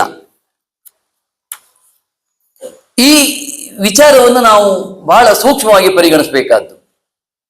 ಅಭಾರ್ಯರು, ಸಭಾರ್ಯರು, ವಿಪ್ರಯುಕ್ತರು ಮತ್ತು ಲೋಭಿಗಳು, ಹೆಂಡತಿಯಿಂದ ದೂರ ಇರುವವರು ಇದ್ದಾರೆ. ಇಲ್ಲಿ ವಾನರ ಸಂಸ್ಕೃತಿಯ ಒಂದು ಪರಿಚಯ ಆಗ್ತದೆ. ಇಲ್ಲಿ ಅದು ಏನಪ್ಪಾ ಅಂತಂದ್ರೆ, ಇಲ್ಲಿ ಸಭಾರ್ಯರು ಅನ್ನುವ ಒಂದು ಪದವನ್ನ ನೋಡೋಣ. ಸಭಾರ್ಯಾಹ, ಸಭಾರ್ಯಾಹ ಸಮಾನ ಭಾರ್ಯಾಹ, ಒಬ್ಬಳನ್ನ ಸಮಾನವಾಗಿ ಹೆಂಡತಿ ಅಂತ ಭಾವಿಸುವುದು. ಈ ಕಿಷ್ಕಿಂಧೆಯಲ್ಲಿ ಈ ಒಂದು ಬ್ಯಾಡ್ ಕಲ್ಚರ್ ಇತ್ತು ಅಂತ ಹೇಳ್ತಾರೆ. ಅವನೇ ವಾಲ್ಮೀಕಿಯೇ ಬರೆದಿರೋದು. ಸಭಾರ್ಯಾಹ, ಒಬ್ಬಳನ್ನ ಅಣ್ಣ ತಮ್ಮಂದರೆ ಎಲ್ಲರೂ ಅನುಭವಿಸೋದು. ಇದು ಈಗಲೂ ಕೂಡ ಇದೆ ಅನ್ನೋದಕ್ಕೆ ಡಾಕ್ಟರ್ ಎಸ್ ಎಲ್ ಭೈರಪ್ಪನವರು ನಾನೇಕೆ ಬರೆಯುತ್ತೇನೆ ಕೃತಿಯಲ್ಲಿ ಬರೆದಿದ್ದಾರೆ. ಅವರು ಪರ್ವವನ್ನ ಬರೆಯುವಾಗ ಸ್ಟಡಿ ಮಾಡಿದ್ದು 50 ವರ್ಷಗಳ ಹಿಂದೆ. ಅವರು ಹಿಮಾಲಯದ ಸಮೀಪದಲ್ಲಿ ಗಡ್ವಾಲ್ ಎನ್ನುವ ಪ್ರಾಂತಕ್ಕೆ ಹೋಗಿದ್ರಂತೆ. ಅಲ್ಲಿ ಒಂದು ಬುಡಕಟ್ಟಿನಲ್ಲಿ ಮನೆಗೆ ಬಂದ ಸೊಸೆಯನ್ನ ಅಣ್ಣ ತಮ್ಮಂದರು ಎಲ್ಲರೂ ಹಂಚಿಕೊಳ್ತಿದ್ರಂತೆ. ಅದು ಈಗಲೂ ಕೂಡ ಎಲ್ಲೋ ಬುಡಕಟ್ಟಿನಲ್ಲಿ ಇದೆ ಅಂತ ಹೇಳ್ತಾರೆ. ಈ ಮಾನವಶಾಸ್ತ್ರಕ್ಕೆ ಸಂಬಂಧಪಟ್ಟ ಕೃತಿಯನ್ನು ಓದಿದಾಗ ಇಂಥದ್ದೆಲ್ಲ ಬಯಲಿಗೆ ಬರ್ತದೆ. ಸಭಾರ್ಯ. ಇನ್ನು ಅವರಿಗೆ ಆ ರೀತಿಯ ದೇಶವನ್ನ ಸುತ್ತಬೇಕು ಅಂತ ಯಾಕೆ ಆ ಪ್ರವೃತ್ತಿ ಬಂತು ಅಂದ್ರೆ, ಒಬ್ಬರಿಗೆ 5 ಗಂಡಂದ್ರಿದ್ರಲ್ಲ ದ್ರೌಪದಿಗೆ. ಇದು ಯಾಕೆ ಏನು ಅಂತ ಶೋಧನೆ ಹೊರಟರು. ಹಾಗೆ ಹೋದಾಗ ಅವರಿಗೆ ಸಿಕ್ಕಿದ್ದಿದ್ದು. ಇಲ್ಲಿ ಕವಿ ವಾಲ್ಮೀಕಿ ಕೂಡ ಅದನ್ನೇ ಬರೀತಾನೆ. ಇದು ಕೂಡ ಅದೇ ಇದ್ದಿರಬಹುದು ಅಂತ. ಈಗ ರಷ್ಯಾದಲ್ಲಿ ಕಮ್ಯುನಿಸ್ಟ್ ಸರ್ಕಾರದಲ್ಲಿ ಈ ಮೆಗಾ ಫ್ಯಾಮಿಲಿ ಅಂತ ಇತ್ತಂತೆ. ನಾನೇನು ಓದಿಲ್ಲ, ಕೇಳಿದ್ದೇನೆ. ಈ ಮೆಗಾ ಫ್ಯಾಮಿಲಿ ಅನ್ನುವುದು ಇದರ ಹಿನ್ನೆಲೆಯಲ್ಲಿ ಇರುವಂತಹದ್ದು. ಒಬ್ಬಳನ್ನ ಸಮಾನವಾಗಿ ಹಂಚಿಕೊಂಡು ಸುಖವನ್ನು ಪಡುವುದು. ಸ್ತ್ರೀ ಪುರುಷರು ಬಹುಸಂಖ್ಯೆಯಲ್ಲಿ ಇರ್ತಾ ಒಂದೇ ಕುಟುಂಬದಲ್ಲಿ ವಾಸ ಮಾಡಿಕೊಂಡು ಆ ಸ್ತ್ರೀಯರಲ್ಲಿ ಮಕ್ಕಳನ್ನ ಪಡೆಯುವುದು. ಇದು ಒಂದು ಕಲ್ಚರ್, ಇದೊಂದು ಬೃಹತ್ ಕುಟುಂಬದ ಮಾದರಿ ಇದು. ಇನ್ನು ಅಭಾರಿಯರು, ಹೆಂಡತಿಯೇ ಇಲ್ಲದೆ ಇದ್ದವರು. ಉದಾಹರಣೆಗೆ ಸುಗ್ರೀವನಂತವರು, ಹೆಂಡತಿ ಇದ್ದೂ ಕೂಡ ಹೆಂಡತಿ ಇಲ್ಲದೆ ಇದ್ದಂತ ಸ್ಥಿತಿ ಬಂತು. ಭಾರ್ಯ ವಿರಹಿತಾಹ, ಭಾರ್ಯೆಯಿಂದ ವಿರಹಿತರಾದವರು, ಹೆಂಡತಿಯನ್ನು ಅಗಲಿದವರು. ಸುಗ್ರೀವನಿಗೆ ಹೆಂಡತಿ ಇರಲಿಲ್ಲ ಅಂತಂದ್ರೆ ಸತ್ತೋಗಿದ್ದಲ್ಲ, ವಾಲಿ ಇಟ್ಕೊಂಡಿದ್ದ. ಇದು ದೊಡ್ಡ ಪ್ರಕರಣ. ಇನ್ನು ಕಿಷ್ಕಿಂಧೆಯಲ್ಲಿ ಈ ರೀತಿಯಲ್ಲಿ ಬಲಿಷ್ಠರು ದುರ್ಬಲನನ್ನು ಹೊಡೆದು ಬಡಿದು ಅವನ ಹೆಂಡತಿಯನ್ನು ಇಟ್ಕೊಂಡವ್ರು ಎಷ್ಟು ಜನ ಇದ್ರು ಅದು ನಮಗೆ ಬೆಳಕಿಗೆ ಬರೋದಿಲ್ಲ. ಅಂದ್ರೆ ವಾನರ ಸಂಸ್ಕೃತಿಯಲ್ಲಿ ಇದೊಂದಿತ್ತು, ಕಿಷ್ಕಿಂಧೆಯಲ್ಲಿ ಈ ಕೆಟ್ಟ ಪದ್ಧತಿ ಇತ್ತು. ವಾಲಿ ಸುಗ್ರೀವನ ಹೆಂಡತಿಯನ್ನು ಬಲಾತ್ಕಾರವಾಗಿ ಇಟ್ಟುಕೊಂಡ. ಅದೇ ರೀತಿಯಲ್ಲಿ ಪುಂಡರು ಯಾವ ರೀತಿ ನಡ್ಕೊಳ್ತಿದ್ರು. ಇನ್ನು ವಿಪ್ರಯುಕ್ತಾಹ, ಇದು ಕವಿಯೇ ಬಳಸಿರೋ ಪದ. ವಿಪ್ರಾಸಿತಾಹ ವನಚಾರಿಣ, ಯಾರು ಯಾರನ್ನ ವಾಲಿ ಬೇರೆ ಬೇರೆ ಕಾರಣಗಳಿಂದ ಓಡಿಸಿದ್ನೋ, ಅರಣ್ಯಕ್ಕೆ ಅಟ್ಟಿದ್ನೋ ಅಂತದ್ದು ಲುಬ್ಧರು. ಲುಬ್ಧರು ಅಂದ್ರೆ ಬೇರೆ ಹೆಣ್ಣಿನ ಮೇಲೆ ಕಾಮನೆ ಉಳ್ಳವರು, ಬೇರೆ ಹೆಣ್ಣಿನ ಮೇಲೆ ಲೋಭ ಉಳ್ಳವರು. ವಾಲಿ ಅಂತವನಾಗಿದ್ದ, ಬೇರೆ ಹೆಣ್ಮಕ್ಳ ಮೇಲೆ ಲೋಭ ಉಳ್ಳವನಾಗಿದ್ದ. ತಮ್ಮನ ಹೆಂಡತಿ ಇಟ್ಕೊಂಡಿದ್ದ ಅನ್ನೋದಕ್ಕೆ ಒಂದು ದಾಖಲೆ ಆಯ್ತು. ಗೊತ್ತಿಲ್ಲದೇನೆ ಸುಗ್ರೀವನಂತಹ ಇನ್ನು 18 ಮಂದಿ ಹೆಂಡಂದಿರನ್ನು ಪಡೆದಿದ್ದರೆ ಅವ್ರ ಹೆಂಡತಿಯನ್ನು ಅಪಹರಿಸಿದ್ರು ಏನೋ ಯಾರಿಗೆ ಗೊತ್ತು, ಇರಬಹುದು. ಅಂದ್ರೆ ಇದು ವಾನರ ಸಂಸ್ಕೃತಿಯನ್ನು ಹೇಳ್ತದೆ. ಇದು ಹೆಂಡತಿ ಇದ್ದು ಇತರ ಹೆಣ್ಣನ್ನ ಬಯಸುವವರು, ತನಗೆ ಪಟ್ಟದ ರಾಣಿ ಇರ್ತಾಳೆ, ಇತರ ಹೆಣ್ಣು ಮಕ್ಕಳು ಬೇಕು ಅನ್ನೋದಕ್ಕೆ ರಾವಣ ಒಂದು ದೊಡ್ಡ ಸಾಕ್ಷಿಯ. ಇವನೊಬ್ಬಿದ್ದ. ಇದು ರಾಮಾಯಣದಲ್ಲಿ ನಡೆದಿರುವ ಘಟನೆ. ಇವೆಲ್ಲವೂ ರಾಮನ ದೃಷ್ಟಿಯಲ್ಲಿ ಆರ್ಯ ಸಂಸ್ಕೃತಿ ಅಲ್ಲ, ಸಜ್ಜನರ ನಡವಳಿಕೆ ಅಲ್ಲ, ದುರ್ಜನರ ನಡವಳಿಕೆ. ಇದು ಯಾವ ಧರ್ಮಶಾಸ್ತ್ರಕ್ಕೂ ಒಳಪಟ್ಟಿಲ್ಲ, ಬದ್ಧವಾಗಿಲ್ಲ. ಮನುಷ್ಯ ರೀತಿಗೆ ಭಿನ್ನವಾದ ಒಂದು ಸಂಸ್ಕೃತಿ. ನೋಡಿ, ಕಿಷ್ಕಿಂಧೆಯಲ್ಲಿ ಅದು ಅತ್ತಾಗಿ ಮಾನವ ಸಂಸ್ಕೃತಿಯೂ ಅಲ್ಲ, ಇತ್ತ ರಾಕ್ಷಸ ಸಂಸ್ಕೃತಿಯೂ ಅಲ್ಲ. ಒಂದಿಷ್ಟು ಸಂಧ್ಯಾ ವಂದನೆ ಮಾಡ್ತಾರೆ, ಅಲ್ಪ ಸ್ವಲ್ಪ ಓದ್ಕೊಂಡಿದ್ದಾರೆ. ಈ ಒಂದು ವಿಚಿತ್ರ ಪದ್ಧತಿಯು ಕೂಡ ಇದೆ. ಮುಂದೇನಾಗ್ತದೆ ಗೊತ್ತಾ ನಿಮಗೆ? ಇದೇ ತಾರೆ ಸುಗ್ರೀವನಿಗೆ ಹೆಂಡತಿ ಆಗ್ಬಿಡ್ತಾಳೆ. ನಮಗೆ ಸಹಿಸಕ್ಕಾಗಲ್ಲ. ಹೀಗೂ ಉಂಟೆ ಅಂತ ನಾವು ದಿಗ್ಭ್ರಮೆ ಪಟ್ಟುಕೊಳ್ಳುವಂತ ಸ್ಥಿತಿ ಬರ್ತದೆ. ಅದು ಮುಂದೆ ಹೇಳ್ತೇನೆ ನಾನು. ಇಲ್ಲಿ ವಾನರ ಸಂಸ್ಕೃತಿಯ ಒಂದು ದಟ್ಟ ಪರಿಚಯ. ಆಗ ಅವ್ರು ಏನ್ ಮಾಡಿದಂತೆ ಗೊತ್ತಾ? ಅಲ್ಪಾಂತರಗತಾನ, ತಾರೆಯ ಕಿವಿಯ ಹತ್ರ ಒಂದು ಗುಟ್ಟಿನನ್ನು ಹೇಳಿದಂತೆ, ನೀ ಚಂದ ಇದೆಯೇ, ನಿನ್ನನ್ನು ಯಾರಾದ್ರೂ ಅಪಹರಿಸ್ಯಾರು, ನಿನ್ನನ್ನು ಯಾರಾದ್ರೂ ಬಲಾತ್ಕಾರದ ಇಟ್ಕೊಂಡ ಓಡೋಗ್ಬಿಡುವಂತೆ. ಅಂದ್ರೆ ಈ ಸಂಸ್ಕೃತಿ ಎಷ್ಟು ದಟ್ಟವಾಗಿ ಪರಿಚಯ ಆಗಿತ್ತು ಅನ್ನುವುದನ್ನ ನಾವು ಗಮನಿಸ್ಬೇಕು. ಆತ್ಮನಃ ಪ್ರತಿರೂಪಂ ಸಾ ಬಭಾಷೆ ಚಾರುಹಾಸಿನಿ. ಯಾವಾಗ ಈ ಕಪಿಗಳು ಇಂತಹ ಮಾತುಗಳನ್ನ ಆಡಿದರೋ ಆವಾಗ ಆ ಚಾರುಹಾಸಿನಿ ಸುಂದರಿ ತಾರೆ ಆತ್ಮನಃ ಪ್ರತಿರೂಪಂ, ತನ್ನ ಘನತೆಗೆ ತಕ್ಕಂತೆ, ತನ್ನ ವ್ಯಕ್ತಿತ್ವಕ್ಕೆ ತಕ್ಕಂತೆ ಘನವಾದ ಮಾತುಗಳನ್ನ ಆಡಿದಳು.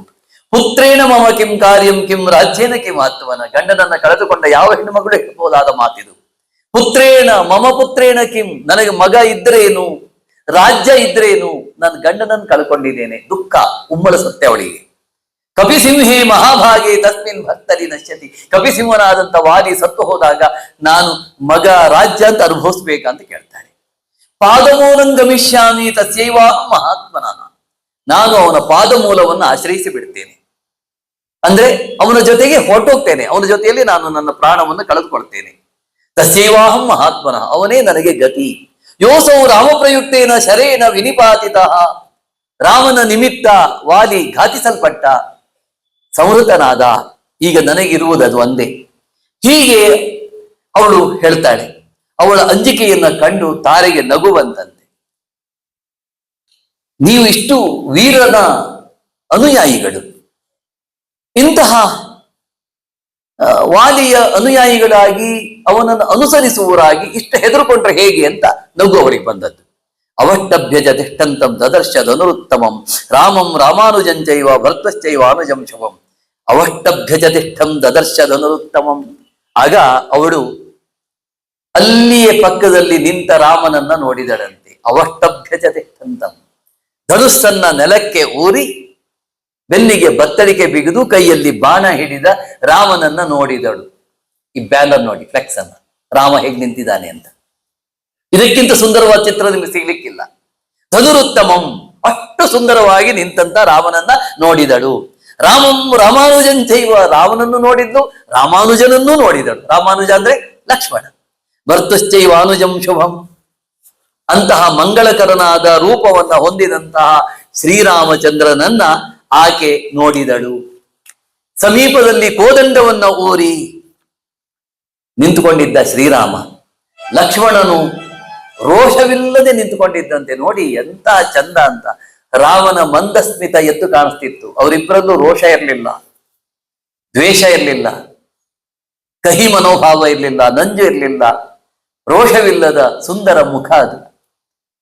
ಅವರನ್ನು ಲೆಕ್ಕಿಸದೆ ಹತನಾಗಿ ಬಿದ್ದ ತನ್ನ ಗಂಡನ ಬಳಿ ಹೋಗಿ ಭೂಮೌ ನಿಪಪಾತ, ಬಿದ್ದು ಬಿಟ್ಲು. ಸಹಜ. ಅವಳಿಗೆ ದುಃಖವನ್ನು ತಡೆಯೋದಕ್ಕಾಗೋದಿಲ್ಲ. ಬುಡ ಸಹಿತವಾಗಿ ಉರುಳಿದ ಮರದಂತೆ ದೊಪ್ಪನೆ ಬಿದ್ದು ಬಿಟ್ಟಳು. ನಾನೇನು ಅಪರಾಧ ಮಾಡಿದೆ? ಮೇಲೆ ಏಳುವಂತ ವಾಲಿಯ ಹೆಣದ ಮೇಲೆ ಬಿದ್ದುಕೊಂಡು ಅಳ್ತಾಳೆ. ನಾನೇನು ಅಪರಾಧ ಮಾಡಿದೆ ನಿನಗೆ? ಏಳು ಏಳು. ಉತ್ತಮವಾದ ಹಾಸಿಗೆ ಮೇಲೆ ಮಲಗಬೇಕಾದ ನೀನು ಈ ಧೂಳಿನಿಂದ ಕೂಡಿದ ನೆಲದ ಮೇಲೆ ಬಿದ್ದಿದ್ದೀಯಾ? ನಿನ್ನಂತ ರಾಜಶ್ರೇಷ್ಠರು ಹೀಗೆ ನೆಲದ ಮೇಲೆ ಮಲಗುವುದೇ? ಕಪಿನಾಯಕರಿಗೆ ನಾಯಕನಾಗಿದ್ದ ನೀನೀಗ ಅನಾಥನಂತೆ ಬಿದ್ದಿದ್ದೀಯಲ್ಲ. ಏಳು. ಸುಗ್ರೀವಸ್ಯ ತ್ವಯಾ ಭಾರ್ಯ ಹೃತಾ ಚ ವಿವಾಸಿತ, ಯತ್ತು ತಸ್ಯ ತ್ವಯಾ ವ್ಯುಷ್ಟೇ ಪ್ರಾಪ್ತೇಯಂ ಪ್ಲವಗಾಧಿಪ, ನಿಶ್ರೇಯಸ ಪರಾಮೋಹ ತ್ವಯಾ ಚಾಹಂ ವಿಗರ್ಹಿತ, ಏಷಾ ಬ್ರುವಂ ಹಿತಂ ವಾಕ್ಯಂ ವಾನರೇಂದ್ರ ಹಿತೈಷಿಣಿ. ಸುಗ್ರೀವಸ್ಯ ತ್ವಯಾ ಭಾರ್ಯ, ನೀನು ಸುಗ್ರೀವನ ಹೆಂಡತಿಯನ್ನ ಅಪಹರಿಸಿದೆ. ಈ ಕರ್ಮ ಪರಿಪಾಕ ಈ ರೀತಿಯಲ್ಲಿ ನಿನಗೆ ಬಂದು ಮುಟ್ಟಿತು. ನೋಡಿ ಎಷ್ಟು ಸಾಧ್ವಿ ಅಂತ. ಅವಳು ವಾಲಿ ಸುಗ್ರೀವನ ಜೊತೆಯಲ್ಲಿ ತುಮುಲ ಯುದ್ಧಕ್ಕೆ ಅಂತ ಹೊರಟಾಗ ತಡೆದು ಹೇಳ್ತಾಳೆ, ನೀನು ಇವತ್ತು ಯುದ್ಧಕ್ಕೆ ಹೋಗ್ಬೇಡ, ನಾಳೆ ನೋಡ್ಕೊಳ್ಳೋಣ. ತುಂಬಾ ವಿಚಾರಗಳನ್ನು ಹೇಳ್ತಾಳೆ. ಈ ಕರ್ಮ ಪರಿಪಾಕ ಈ ರೀತಿಯಲ್ಲಿ ನಿನಗೆ ತಟ್ಟು ಬಿಡ್ತು. ತಮ್ಮನನ್ನ ವಿನಾಕಾರಣ ಹಿಂಸಿಸಿದೆ, ಅವನ ಹೆಂಡತಿಯನ್ನು ಇಟ್ಟುಕೊಂಡೆ. ನಿನ್ನ ಶ್ರೇಯಸ್ಸನ್ನು ಬಯಸಿ ಎಷ್ಟೋ ಹಿತವಾಕ್ಯಗಳನ್ನ ನಾನು ನಿನಗೆ ಹೇಳಿದೆ. ಯತ್ತು ತಸ್ಯ ತ್ವಯಾ ವಿಷ್ಟಿ ಪ್ರಾಪ್ತೇಯಂ ಪ್ಲವಗಾಧಿಪ, ನಿಶ್ರೇಯಸ ಪರ ಮೋಹಾತ್ವಯ ಚಾಹು ವಿಗರಹಿತ. ನೀನು ಆ ಯುದ್ಧದ ಮೋಹದಿಂದ ನನ್ನನ್ನ ನಿಂದಿಸಿದೆ, ಬೈದೆ, ಹೋಗು ಅಂತ ಹೇಳಿ ನನ್ನನ್ನ ಒಳಗ್ ಕಳಿಸಿದೆ. ಯೈಷಾಬ್ರುವಂ ಹಿತಂ ವಾಕ್ಯಂ ವಾನರೇಂದ್ರ ಹಿತೈಷಿಣಿ, ಕಾಲೋ ನಿಸ್ಸಂಶಯಂ ನೂನಂ ಜೀವಿತಾಂತಕರಸ್ತವ ಜವಾದ್ಯೇನಾವಪನ್ನೋಸಿ ಸುಗ್ರೀವಸ್ಯಾವಶೋ ವದಶಂ ಅಂತ ಹೇಳ್ತಾಳೆ. ನೀನದನ್ನ ಅರ್ಥ ಮಾಡಿಕೊಳ್ಳೇ ಇಲ್ಲ ನಾನು ಹೇಳಿದ ಒಳ್ಳೆಯ ಮಾತನ್ನ. ಸುಗ್ರೀವರೊಡನೆ ಯುದ್ಧಕ್ಕೆ ಹೊರಟಾಗ ಅವಳು ಹೇಳಿದ ಮಾತದು. ನಿನ್ನಿಂದ ಹೊಡೆತ ತಿಂದ ಸುಗ್ರೀವ ಸ್ವಲ್ಪ ಸಮಯದಲ್ಲೇ ಯುದ್ಧಕ್ಕೆ ಬಂದಿದ್ದಾನೆ. ನೋಡಿ ಎಂತಹ ವಿಚಿತ್ರ ಅಂತ. ಮೊದಲು ಸುಗ್ರೀವನಿಗೂ ವಾಲಿಗೂ ಯುದ್ಧ ಆದಾಗ ಅನೇಕ ಬಾರಿ ಹೋಗಿದ್ದಾನೆ, ಸ್ವತಂತ್ರವಾಗಿ ಹೋಗಿ ವಾಲಿಯನ್ನ ಬಡ್ದಿದ್ದಾನೆ. ವಾಲಿಗೂ ಸುಗ್ರೀವನಿಗೂ ಬಹಳ ಯುದ್ಧ ನಡೆದಿದೆ. ಪ್ರತಿ ಯುದ್ಧದಲ್ಲೂ ಸುಗ್ರೀವ ಸೋಲುವುದು, ವಾಲಿ ಗೆಲ್ಲುವುದು, ಇವನು ಏಟ್ ತಿಂದ್ಕೊಂಡು ಬರೋದು. 2 ತಿಂಗಳಿಗೋ 3 ತಿಂಗಳೋ ಇರ್ಬೋದು, ಅಥವಾ 5 ತಿಂಗಳಿಗೋ ಇರ್ಬೋದು. ನೆನಪಾದಾಗೆಲ್ಲ ಹೋಗಿ ಅಣ್ಣನನ್ನ ಯುದ್ಧಕ್ಕೆ ಕರೆದಿದ್ದಾನೆ. ಇವಳು ಹೇಳ್ತಾಳೆ, ನಿನ್ನಿಂದ ಅನೇಕ ಸಲ ಏಟನ್ನ ತಿಂದುಕೊಂಡು ಹೋದಂತ ಸುಗ್ರೀವ ಮತ್ತೆ ಮರಳಿ ಬರ್ತಿರ್ಲಿಲ್ಲ, ಸ್ವಲ್ಪ ದಿನಗಳಾದ್ಮೇಲೆ ಬರ್ತಿದ್ದ. ಆದ್ರೆ ಇವತ್ತು ಹಾಗಲ್ಲ. ನಿನ್ನ ಮೊನ್ನೆ ಯುದ್ಧದಲ್ಲಿ ನಿನ್ನಿಂದ ಏಟ್ ತಿಂದು ಹೋದ, ಮತ್ತೆ ಮರುದಿನ ಬಂದಿದ್ದಾನೆ ಅಂದ್ರೆ ಏನು? ಮತ್ತೆ ಒಂದು ಗರ್ಜಿಸ್ತಾ ಇದ್ದಾನಲ್ಲ. ಈ 2 ದಿನ ಆಗಿದೆ, 2 3 ಎಷ್ಟೊಂದು ಇಟ್ಕೊಳ್ಳಿ. ಬಹಳ ಬೇಗ ನಿನ್ನಿಂದ ಏಟು ತಿಂದ ಸುಗ್ರೀವ ಓಡಿ ಹೋಗಿ ಆ ಮೈಗಾದ ಗಾಯದ ನೋವು ಇನ್ನೂ ಮಾಯದೆ ಇರುವಾಗಲೇ ನಿನ್ನೊಡನೆ ಯುದ್ಧಕ್ಕೆ ಮತ್ತೆ ಬಂದಿದ್ದಾನೆ ಅಂದ್ರೆ ಇಲ್ಲಿ ಏನೋ ಇರಬೇಕು. ಅಷ್ಟೇ ಅಲ್ಲ, ಅವಳು ಮುಂದೆ ಬಹಳ ಚಂದ ಹೇಳ್ತಾಳೆ. ಅವಳು ಹಳೇದನ್ನ ಅವಳು ಎಲ್ಲಿವರೆಗೆ ಹೇಳಿದಾಳೆ ಅಂತಂದ್ರೆ, ಈ ಶ್ರೀರಾಮಚಂದ್ರ ಸಾಮಾನ್ಯದವನಲ್ಲ, ಶ್ರೀಮನ್ ನಾರಾಯಣನೇ ಬಂದಿದ್ದಾನೆ. ನನಗೆ ಹೇಗ್ ಗೊತ್ತಾಯ್ತು ಗೊತ್ತಾ? ನಮ್ಮ ಮಗ ಅಂಗದ ಇಲ್ಲೆಲ್ಲೋ ಬೆಟ್ಟದಲ್ಲಿ ಆಟ ಆಡಕ್ಕೆ ಅಂತ ಹೋಗಿದ್ದ. ಅವನ ಹತ್ರ ಕೆಲವು ಗೂಢಚಾರರು ಇದ್ರು. ಆ ಗೂಢಚಾರರು ಬಂದು ಹೇಳಿದಾರಂತೆ, ಏನಂತ? 2 ಯುವಕರು ಬಂದಿದ್ದಾರೆ. ಆ 2 ಯುವಕರಿಗೂ ಚಿಕ್ಕಪ್ಪ ಸುಗ್ರೀವನಿಗೂ ಸಖ್ಯ ಬೆಳೆದಿದೆ, ಅಲ್ಲಿ ಏನೋ ನಡೆದಿದೆ ಅಂತ ನನಗೆ ಅಂಗದ ಬಂದು ಹೇಳಿದ್ದಾನೆ. ಹೀಗಿರುವಾಗ ಅಲ್ಲಿ ಇಕ್ಷ್ವಾಕು ವಂಶದಲ್ಲಿ ಹುಟ್ಟಿದಂತ ರಾಮ ಲಕ್ಷ್ಮಣರು ಬಂದಿದ್ದಾರೆ ಅಂತಾದ್ರೆ, ಸುಗ್ರೀವನಿಗೆ ಒತ್ತಾಸೆ ನೀಡಿದ್ದಾರೆ ಅಂತಾದ್ರೆ, ನೀನು ಯುದ್ಧಕ್ಕೆ ಹೋಗ್ಬೇಡ ಅಂತ ಹೇಳ್ತಾಳೆ ಅವಳು.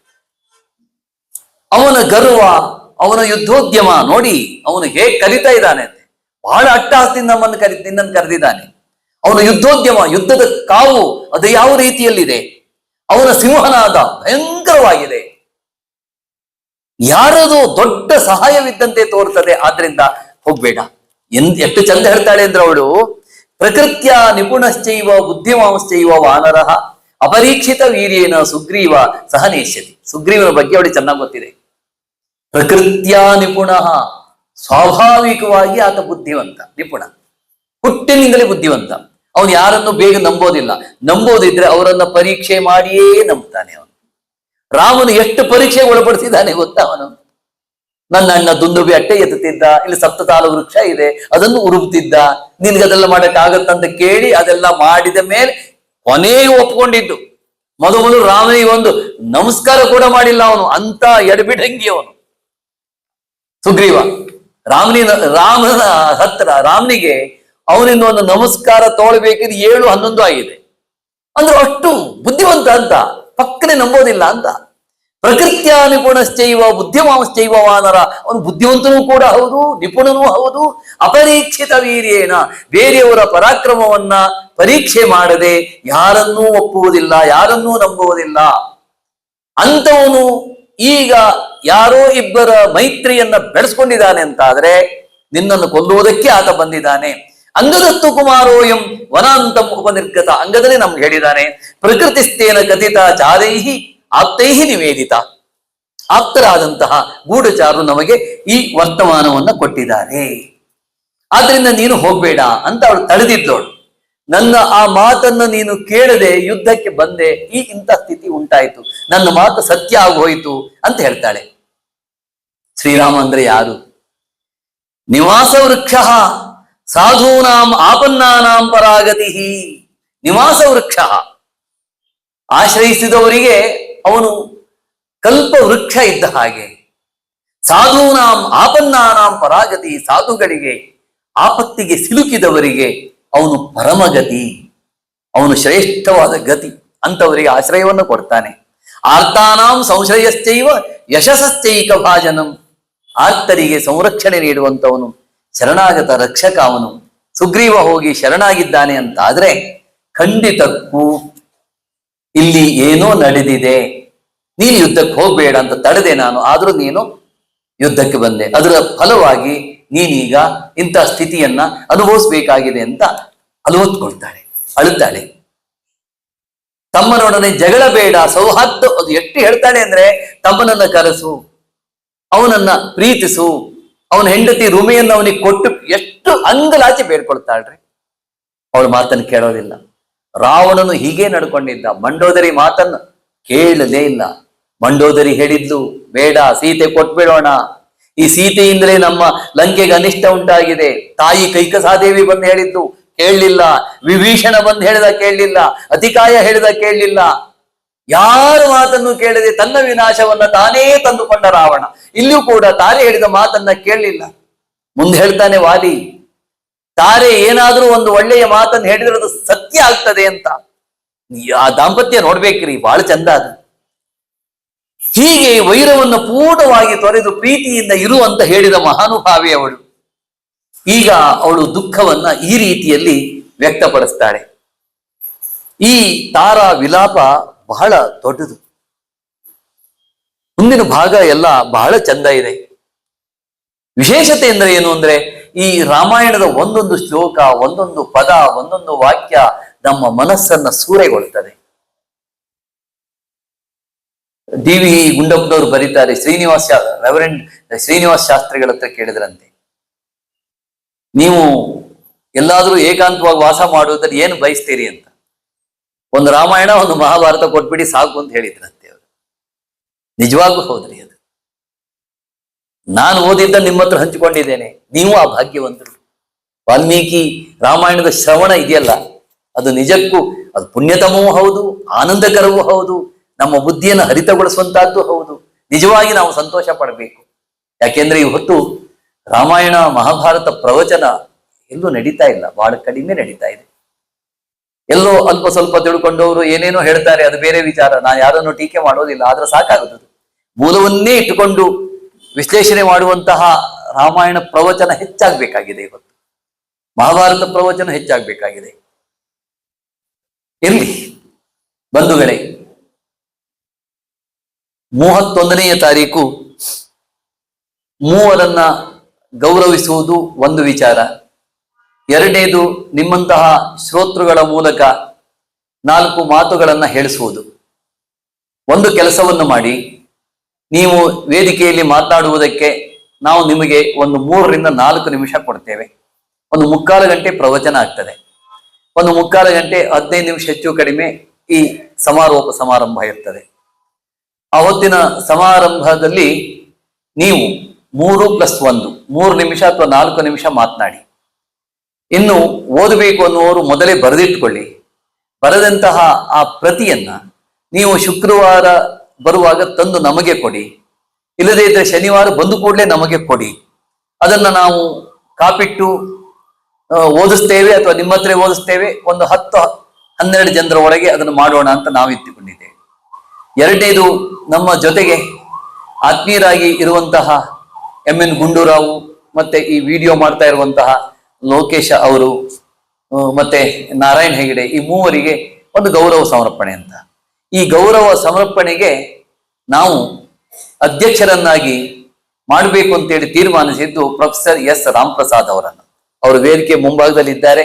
ಅವತ್ತು ನಮ್ಮೊಡನೆ ಇದ್ದು ಆ ಸಭೆಯ ಅಧ್ಯಕ್ಷತೆ ಅವರೇ ವಹಿಸ್ಬೇಕು ಅಂತೇಳಿ ನಾನು ವಿನಂತಿಸ್ಕೊಳ್ತೇನೆ. ಅವರು ಬಂದು ಚಂದ ಕಾಣಿಸ್ಕೊಡ್ತಾರೆ ಎನ್ನುವ ನಂಬಿಕೆಯೂ ನನಗಿದೆ. ಇಲ್ಲಿ ರಾಮಾಯಣದ ಅಭಿಮಾನಿಗಳು ಬಹಳ ಮಂದಿ ಇದ್ದಾರೆ. ನನಗೊಬ್ಬ ಸ್ನೇಹಿತರಿದ್ದಾರೆ, ಆತ್ಮೀಯರು ಕೂಡ, ರಘುನಂದನ ಅಂತ ಹೇಳಿ, ಶಂಕರಮಠ ರಸ್ತೆಯಲ್ಲಿ ಅವರ ಮನೆ ಬರ್ತದೆ. ಆ ಮಹನೀಯರು ತಮ್ಮ ಮನೆಯಲ್ಲಿ 1 ವಾರ ನನ್ನಿಂದಲೇ ರಾಮಾಯಣ ಪ್ರವಚನ ಮಾಡಿಸಿದ್ರು. ಬಹುಶಃ ಪಾತ್ರಗಳ ಬಗ್ಗೆ ಹೇಳಿದ್ದೇನೆ ಅಂತ ಅಂದ್ಕೊಳ್ತಾ ಇದ್ದೇನೆ. ಅವರು ಈಗಲೂ ಬಂದಾಗ ನನ್ನನ್ನಷ್ಟೇ ಅಭಿಮಾನ ಗೌರವದಿಂದ ನೋಡ್ತಾರೆ. ಇಲ್ಲಿ ಅನೇಕ ಮಹನೀಯರು, ನನಗೆ ಎಷ್ಟೋ ಜನರ ಪರಿಚಯ ಇಲ್ಲ, ಫೋನಲ್ಲಿ ಕೆಲವು ಬಗ್ಗೆ ಮಾತನಾಡಿದ್ದೇನೆ. ತುಂಬಾ ಅಭಿಮಾನಪೂರ್ವಕವಾಗಿ ನೀವೆಲ್ಲ ನನ್ನ ಜೊತೆಯಲ್ಲಿ ಮಾತಾಡಿದ್ದೀರಿ. ನಿಮ್ಮ ಉಪನ್ಯಾಸಕ್ಕೆ ನಾವು ಬರ್ತೇವೆ ಅಂತ ಆಶ್ವಾಸನೆ ಕೊಟ್ಟಿದ್ದೀರಿ, ಅದರಂತೆ ಬಂದು ನಡ್ಕೊಂಡಿದ್ದೀರಿ. ಈ ಶ್ರೋತೃಗಳೇ ನಮ್ಮ ಪ್ರಿಯದರ್ಶನ ಸಾಂಸ್ಕೃತಿಕ ವೇದಿಕೆಯ ಬಹುದೊಡ್ಡ ಸೌಭಾಗ್ಯ ಅಂತ ಹೇಳ್ತಾ ಇವತ್ತಿನ ಕಾರ್ಯಕ್ರಮವನ್ನು ಮುಗಿಸ್ತೇನೆ. ಬಂಧುಗಳೇ, ಈಗ ಉಪಹಾರದ ವ್ಯವಸ್ಥೆ ಇದೆ, ಅದನ್ನು ಸ್ವೀಕರಿಸಿಯೇ ತಾವು ಹೋಗ್ಬೇಕು. ಅದು ಪ್ರತಿದಿನವೂ ಕೂಡ ಇರ್ತದೆ. ಸ್ವಸ್ತಿ ಪ್ರಜಾಭ್ಯ ಪರಿಪಾಲಯಂತಾಂ ನ್ಯಾಯೇನ ಮಾರ್ಗೇಣ ಮಹೀಶಾಃ ಗೋಬ್ರಾಹ್ಮಣೇಭ್ಯ ಶುಭಮಸ್ತು ನಿತ್ಯಂ ಲೋಕಾ ಸಮಸ್ತಾ ಸುಖಿನೋ ಭವಂತು. ಕಾಲೇ ವರ್ಷತು ಪರ್ಜನ್ಯ ಪೃಥಿವೀ ಸಸ್ಯಶಾಲಿನಿ ದೇಶೋಯಂ ಶೋಭರಹಿತೋ ಬ್ರಾಹ್ಮಣ ಸಂತು ನಿರ್ಭಯಾಃ.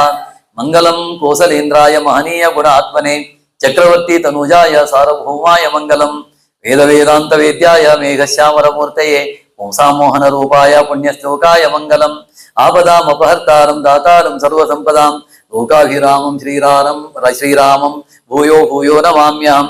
ರಾಮೋ ರಾಮೋ ರಾಮ ಇತಿ ಪ್ರಜಾನಾಂ ಅಭವನ್ ಕಥಾಃ. ರಾಮಭೂತಂ ಜಗದಭೂತ ರಾಮೇ ರಾಜ್ಯಂ ಪ್ರಶಾಸತಿ. ವಿಶ್ವಾಮಿತ್ರಾಂತರಂಗಾಯ ಮಿಥಿಲಾ ನಗರೀಪತೇಃ ಭಾಗ್ಯಾನಾಂ ಪರಿಪಾಕಾಯ ಭವ್ಯರೂಪಾಯ ಮಂಗಲಂ. ರಾಮಾಯ ರಾಮಭದ್ರಾಯ ರಾಮಚಂದ್ರಾಯ ವೇದಸೆ ರಘುನಾಥಾಯ ನಾಥಾಯ ಸೀತಾಯ ಪತಯೇ ನಮಃ.